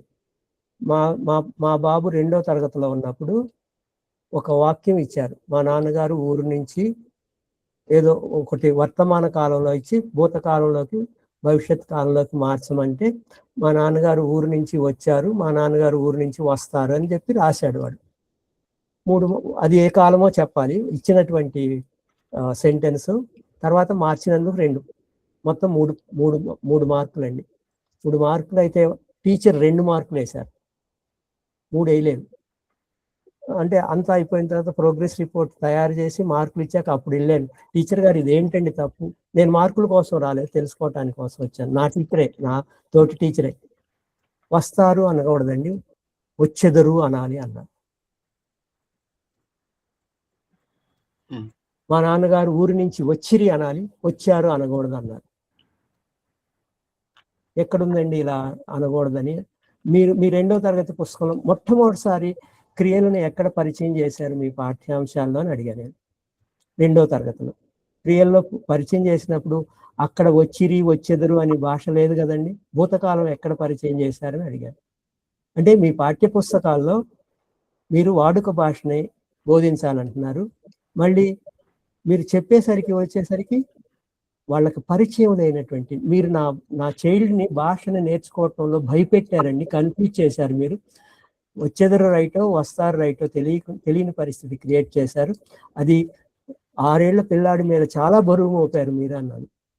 అలా కాదండి, భాష శుభ్రంగా ఉండాలి, ఆమె తమ శైలిలో చెప్పారు. పరిశుద్ధమైనటువంటి ఏ భాష అండి అని అడిగాను. ఏ భాష అంటే ఆంధ్రపత్రికలో భాష బాగుంటుంది. ఆంధ్రపత్రిక ఎప్పుడు స్టార్ట్ అయింది అని అడిగాను నేను. మేడం ఫలానా సంవత్సరంలో, ఆమెకు జనరల్ నాలెడ్జ్ కూడా ఉన్నదా చెప్పారు. ఆంధ్రభాష పత్రికలో ప్రారంభం నుంచి ఈవేళ ఆంధ్రపత్రిక అప్పుడు మూతబడిపోయిన విషయం మీకు తెలుసా అని అడిగాను. ఇప్పటి వరకు భాషలో మార్పు గమనించారా మీరు? ప్రారంభంలో ఉన్న భాష ఉందా అని అడిగాను. అంటే ఇదే విషయం నేను ఆయన పోరంకి దక్షిణామూర్తి గారికి మాట్లాడాను అనమాట. ఆయన పాఠం ఒకటి పెట్టారంట, ఏదో 6వ క్లాస్లోనో 7వ క్లాస్లోనో. వాళ్ళ మనవరాలు తాతయ్య నేను నీ పాఠం నేర్చుకుంటున్నానని చెప్పేసి పరిగెత్తుకుంటా వచ్చి చెప్పిందంట. చాలా సంతోషించారు, నా మనవరాలు నేర్చుకుంటున్నారు.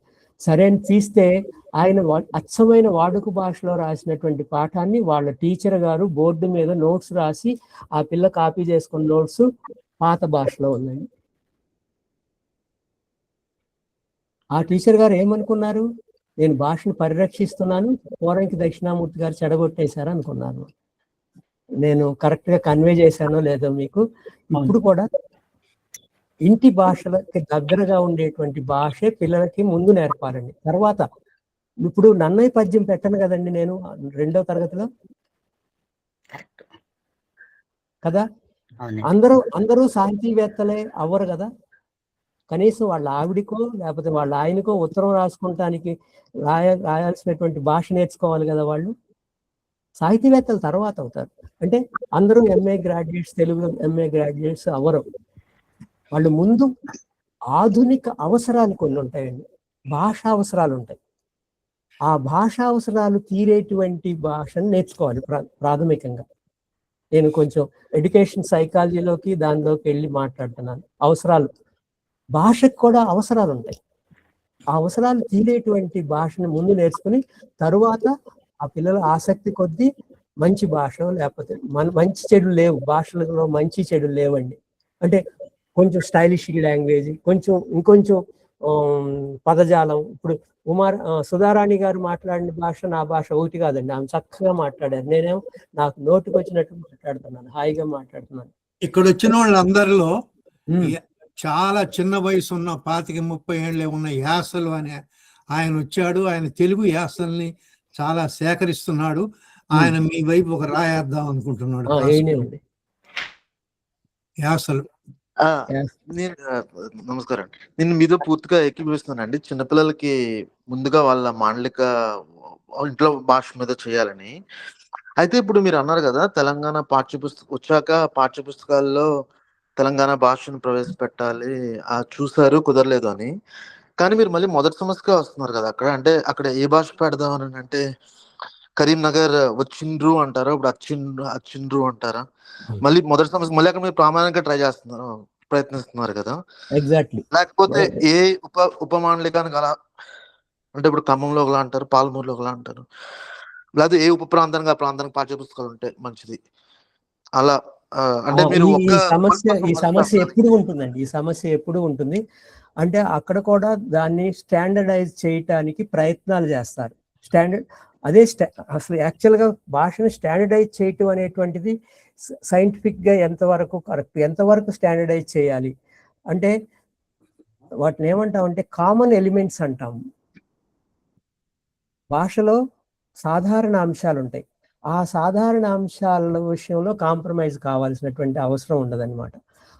దాన్ని స్టాండర్డైజ్ చేయడానికి కొన్ని టూల్స్ ఉపయోగించాలి.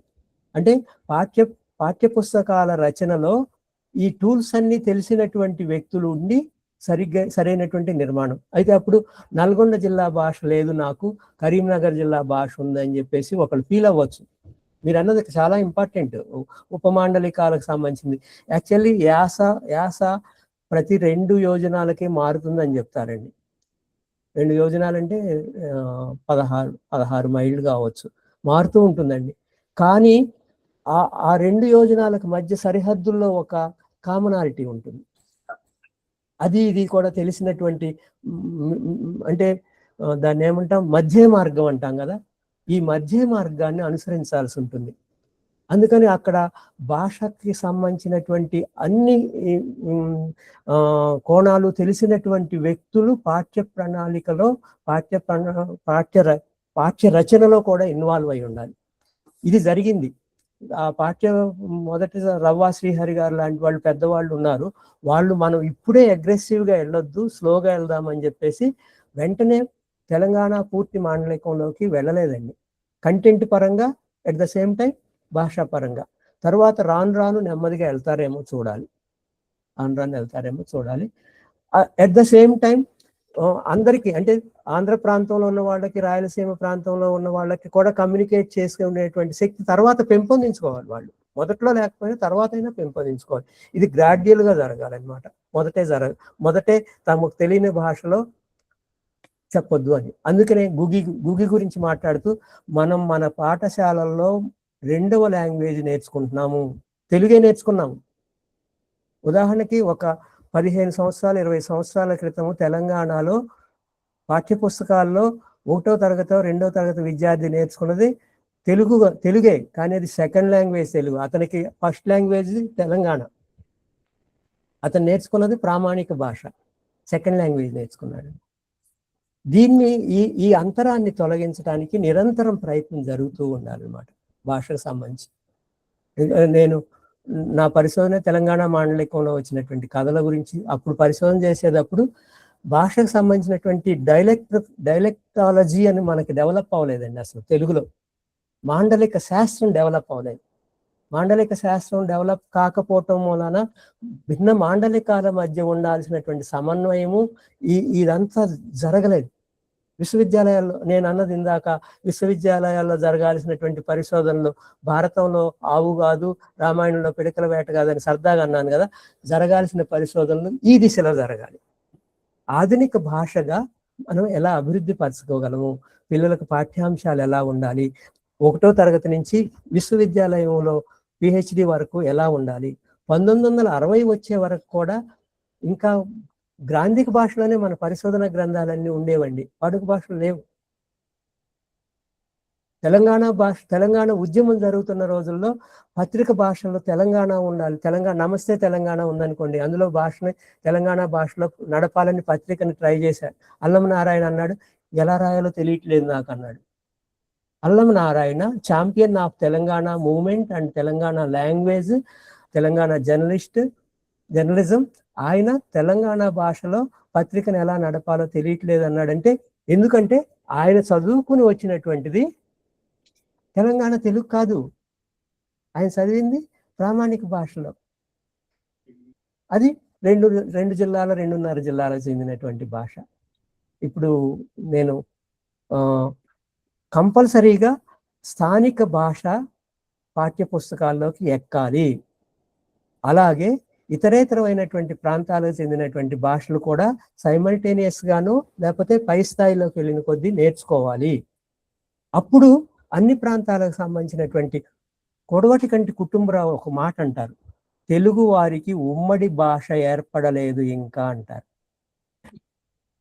చాలా వాల్యుబుల్ క్వశ్చన్ అండి, వాల్యుబుల్ ప్రతిపాదనది. ఉమ్మడి భాష ఏర్పడాలంటే అన్ని ప్రాంతాలకి, సాహిత్యంలోకి ఉమ్మడి భాష ఏర్పడలేదు అంటాడు ఆయన. అల్లం రాజయ్య రాస్తున్నటువంటి భాష కావచ్చు, లేకపోతే అప్పలనాయుడు రాస్తున్నటువంటి భాష కావచ్చు, బండి నారాయణ స్వామి రాస్తున్న భాష కావచ్చు, నేను 3 ప్రాంతాలకు తీసుకున్నాను, పాపినేని శివశంకర్ రాస్తున్న భాష కావచ్చు, ఈ భాషలన్నిటికి సంబంధించినటువంటి ఉమ్మడి భాష ఒకటి ఏర్పడితే అప్పుడు ఇందాక నేను మళ్ళీ అక్కడ తెలుగు ఉమ్మడి జాతిగా, ఉమ్మడి సంస్కృతి గురించి మాట్లాడుకోగలుగుతాం. లేకపోతే ఇవన్నీ ప్రత్యేకతలను కాపాడుకుంటూ, అంటే నిర్దిష్టతలను కాపాడుకుంటూ సామాన్యతలోకి వెళ్ళాలనేటువంటి ప్రయత్నం నిరంతరం జరుగుతూ ఉండాలి. సామాన్యీకరించడం ద్వారా నిర్దిష్టతలు మరుగున పడిపోతాయి. అది జిడుగ్ గారు ఈ కార్యక్రమాన్ని ముగించండి. అయ్యగారు నమస్కారం అండి. ఇవాళ మా మిత్రులు ధర్మ కోడాలి గారు వచ్చారు, మరి వారు ఇక్కడ వేదిక మీద పరిచయం అయ్యారో లేదో తెలియదు నాకు. ధర్మ గారు ఉన్నారండి సమావేశంలో? ఉన్నారు. మనం ఆయన గారిని 1-2 సార్లు చూసిన తర్వాత మాట్లాడమని చెప్పాము. ఉన్నారు, ధర్మ గారు ఉన్నారు. అయ్యా ధర్మ గారు నమస్కారం. సరే, ఒకటి నేను ధర్మ గారు నమస్కారం అండి. నమస్కారం అండి. మీరు పరిచయం చేసుకున్నారా? పరిచయం చేసుకోలేదు. నా పేరు ధర్మ కొడాలి. ఈ కూటమికి కొత్తవాడిని. జుడుగ్ గారి మూలంగానే అసలు ఈ కూటమి ఉందని తెలిసింది. నన్ను కోదండరామయ్య గారు మాట్లాడమన్నారు కానీ నేను తప్పించుకున్నాను ఈసారికి. ఇంకొక 4 రోజుల్లో మాట్లాడతాను తప్పనిసరిగా. ఎందుకు మాట్లాడతానో ముందు తెలుస్తుంది, దాని గురించి కాదు. కానీ నేను దీనిలో పాల్గొన్నందు మూలంగా ప్రభాకర్ గారు నమస్కారం. మీలాంటి పండితులు కావాలి. చాలా కష్టమైనటువంటి క్లిష్టమైనటువంటి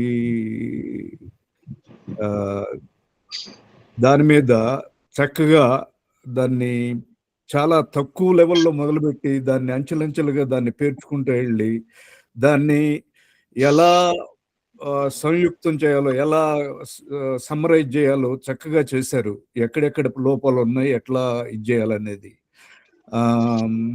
అది నాకు చాలా నచ్చింది. ఊరికే ప్రశ్నగా కాకుండా ఆవేదనని కోపంతో అరవటం కాకుండా యాక్చువల్గా మీరు దీని గురించి చాలా ఆలోచన చేశారు కాబట్టి మీకు ఆ క్లారిటీ వచ్చింది. అది నాకు చాలా నచ్చింది. నేను కూడా మాట్లాడబోయేటప్పుడు నేనేం మాట్లాడతాను, నేను అమెరికాలో ఉంటాను. నేను తెలుగు వదిలిపెట్టి 1/2 శతాబ్దం పైన అయింది. అయినప్పటికీ 60 దేశాలు తిరిగారు. 60 దేశాలు. అయినప్పటికీ తెలుగు మీద కొద్దిగా సరే, అలాగేనండి. కానీ అంత చూడదగ్గగా లేను, చూడదగ్గగా ఉండక. బాగున్నారు. సరే, ఇంకో నెలలో మాట్లాడతాను కాబట్టి నేనేం మాట్లాడదలుచుకున్నాను అది మాట్లాడొచ్చు. కానీ ఏకే ప్రభాకర్ గారి గురించి మీరు చెప్పింది మాత్రం నాకు చాలా సంతోషం వేసింది. అందుట్లో మీరు అధ్యాపకులు కాబట్టి, ఆచార్యులు కాబట్టి ఇది మీ బుర్రలో చాలా కాలం నుంచి నలుగుతూ ఉండాలి. లేకపోతే ఇంత క్లియర్గా దాన్ని ఎక్స్ప్రెస్ చేయగలిగే వాళ్ళు కాదు మీరు. అందుకు నా నమస్కారాలు అందరికీ. జుడుగ్ గారు కానివ్వండి. ధర్మ కొడాలి గారు ప్రముఖ శాస్త్రవేత్త, రసాయన శాస్త్రంలో ఎన్నో పరిశోధనలు చేసి ప్రతిష్టాత్మకమైన గుర్తింపులు, అవార్డులు తీసుకున్నారు. వారు మనతో ఇవాళ కలిసినందుకు చాలా సంతోషంగా ఉంది. నేను ఈ సమావేశం చాలా బాగా వినలేదండి. ఆఖరి బహుశా 10 నిమిషాలు 15 నిమిషాలు మాత్రమే విన్నాను. అయితే వారు చెప్పిన విషయంలో నాకు ఒకటి నచ్చింది ఏంటంటే, భయపెట్టాలి, ప్రభుత్వాన్ని భయపెట్టాలా. ఆ భయపెట్టే శక్తి మనకు లేదు కాబట్టి ఈ భాషా ఉద్యమకారులు కానీ అసలు తెలుగు భాష అంటే వాళ్ళకి భయం లేదు కాబట్టి వాళ్ళు ఏయో దాని ఎమ్మడ పరిగెడతా ఉంటారు. ఈ అస్తిత్వం కోల్పోయిన తర్వాత ఈ జాతిని ఏం చేయాలో మరి వాళ్ళకి ఏమి ఆలోచన ఉందో నాకు తెలియదు. అస్తిత్వమే పోతా ఉంది. ఏంది మొదట్లో నేను విన్నది వారు చెప్తున్నారు ఏంటి, వాళ్ళ మనవడికి కాల్లో ముళ్ళు గుచ్చుకుందని ఏదో చెప్పాడు ఆ పిల్లోడు ఇంగ్లీష్లో. అట్లా మనం తెలుగు వాళ్ళమని ఏదో బహుశా ప్రజలకు తెలుస్తుంది కానీ తెలుగుతనం మాత్రం మన దగ్గర మిగలదు కాబట్టి భవిష్యత్తులో. కాబట్టి భయపెట్టడానికి నేను ఎంచుకున్న మార్గం ఈ సందర్భంగా మీకు తెలియజేస్తాను. ఎందుకంటే ఇది ఈ రోజు జరిగింది. ఇది నాకు ఆంధ్రప్రదేశ్ రిజిస్ట్రార్ నుంచి వచ్చిన 3వ ఉత్తరం అండి. నేను వాళ్ళని 3 సంవత్సరాలుగా వాళ్ళని ముళ్ళులాగా గుచ్చుతున్నాను. 11 మార్చి తారీఖు తోటి రిజిస్ట్రార్ జ్యుడిషియల్ గారు ఆంధ్రప్రదేశ్ హైకోర్టు వారు కమలాకర్ రెడ్డి గారు నాకు పంపించారు. నేను రాసిన ప్రశ్న తెలుగులో ఇచ్చారు ఆయన, ఏం ప్రశ్న అడిగాను అనేది. సమాధానం ఇంగ్లీష్లో ఇచ్చారు. The applicant informed that is informed, నాకు చెప్పారంట, ట్రయల్ కోర్ట్స్ ఆర్ కన్సర్న్డ్, అంటే జిల్లా కోర్టుల్లో ఏం జరుగుతుందో మా దగ్గర సమాచారం లేదు కాబట్టి మేమేం ఇవ్వలేకపోతున్నాం. తర్వాత no judgements are pronounced in Telugu by high court of Andhra Pradesh. ఈ గత 3 నెలల కాలంలో ఏమి జరగలేదు.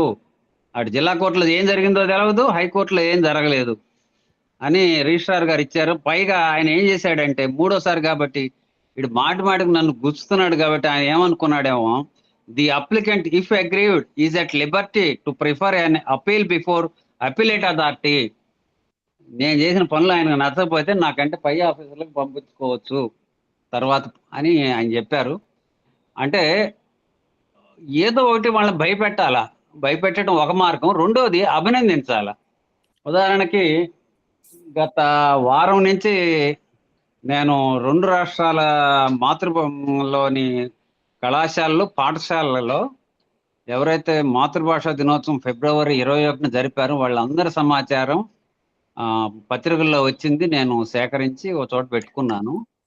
వాళ్ళందరికీ ఉత్తరాలు రాయటం మొదలు పెడితే నాకు అర్థమవుతుంది ఏంటంటే, ఇది నా తలకు మించిన భారం అని. ఇప్పటికి 50 ఉత్తరాలు తయారు చేశాను వాళ్ళందరికీ. అది ఈ ఉత్తరాలు 50 మంది తయారు చేయడానికే నాకు వారం పట్టింది. ఇదిగోండి, ఏం కనపడుతుందో ఇది రకరకాల. ఇప్పుడు ఇందుట్లో తెలంగాణకి ఇంకా రాలా. ఏమవుతుందంటే ఒక విలేకరి, ఈనాడు విలేకరి, ఆంధ్రజ్యోతి విలేకరు ఎవరో ఒకళ్ళు ఒక మండలంలో నుంచి రాస్తూ 1-2 కలిపేస్తున్నాడు ఆయన. అందువల్ల ఏ పాఠశాలలో ఏ ఉపాధ్యాయులు అది జరిపారు నాకు అర్థం కాల. ఎంఈఓల ఫోన్ నెంబర్లు అడుగుదామంటే నాకు ఎవరు ఇవ్వట్లా. మన తెలంగాణ మిత్రులు ఉన్నారు కాబట్టి ఈ సమావేశంలో నేను మిమ్మల్ని అడుగుతాను, తెలంగాణలో ఎంఈఓలు ఫోన్ నంబర్లు నాకు అవసరం పడతాయి తెలంగాణకు ఉత్తరాలు రాయాలంటే. ఎందుకంటే ఎక్కడ సమాచార లోపం వస్తుంది. ఆ మండలంలో ఏదో ఒకళ్ళిద్దరు చేశారు, అందుట్లో పేర్లు ఉండవు, ఏ అధ్యాపకుల పేర్లు ఏవో. అప్పుడు ఎంఈఓలతో మాట్లాడదామని నా ఆలోచన. డిఈఓలు 2 ఫోన్ చేస్తే ఆంధ్రాలో వాళ్ళు ఎత్తలేదు. ఉపాధ్యాయ సంఘాలకు ఫోన్ చేస్తే ఒకళ్ళు ఇచ్చారు సమాచారం, 3 ఇవ్వలేదు. అట్లా ఏదో ఉన్నదాన్ని పంపిస్తున్నాము. అంటే మన శక్తిని మనం నలుగురిని మనం ఒక తాడు పేనినట్టు పేనటానికి నేను ప్రయత్నిస్తున్నాను. మనలాంటి ఆలోచనలు ఒకళ్ళ మనతో ఈ రోజున మన రచ్చబండలో మనతో పాటు లేకపోయినప్పటికి కూడా ఎక్కడెక్కడో వాళ్ళు ఉండుంటారు. వాళ్ళందరినీ మనం అట్లా కలుపుకోవటానికి ప్రయత్నం ఇది. అది ఎంతవరకు అయిద్దో చూడాలా. ఇంకా నేను ఇవన్నీ తయారు చేసేసరికి ఇంకొక 2 వారాలు పట్టేటట్టు ఉంది. దీనికి ఏం చెప్పారంటే ఇంకొక విషయం, నా ఇంటి గుట్టు కూడా చెప్పేస్తాను. నాకు తెలుగు రాదమ్మా. ఎందుకంటే నేను 10వ తరగతి 1974లో 10వ తరగతి అయిపోయిన తర్వాత నేను తెలుగులో ఎప్పుడు రాసింది లేదు, చదివింది లేదు, మాట్లాడుతూనే ఉన్నాను కానీ ఉద్యోగరీత్యా. కానీ నా కరస్పాండెన్స్ అంతా ఇంగ్లీష్లో జరిగింది. ఇప్పుడు ఈ రోజు నేను ఎవరికన్నా ఉత్తరాలు రాయాలంటే ఈ ఒత్తులు తప్పులు వస్తున్నాయి. అందుకని నేను ఇది ప్రతిదీ కూడా కంప్యూటర్ ద్వారానే ప్రతి ఒక్కరికి వ్యక్తిగతంగా ఈ ఉత్తరాలు రాయటం వల్ల నాకు వారం రోజులు పడతా ఉంది. ఇది భాష పట్ల అభిమానం వేరు, భాష రావటం వేరు. నాకు అభిమానమే ఉంది, భాష నాకు రాదు, ఏ పద్యము రాదు. ఈ ప్రభాకర్ గారు ఇచ్చిన ఆలోచనలు మళ్ళీ ఒకసారి నేను చూస్తాను. అయితే వారు అన్ని కూడా మనం ఆచరించదగిన విషయాలు చాలా చెప్పారు. దాన్ని ముందుకు తీసుకుపోదాము. నాకు ఈ అవకాశం ఇచ్చిన అధ్యక్షులు కోదండరామయ్య గారికి నా దండాలండి. కార్యక్రమం ముగిసిందండి. వెంకటరమణారెడ్డి గారు రికార్డింగ్ ఆఫ్ చేయండి అయ్యా.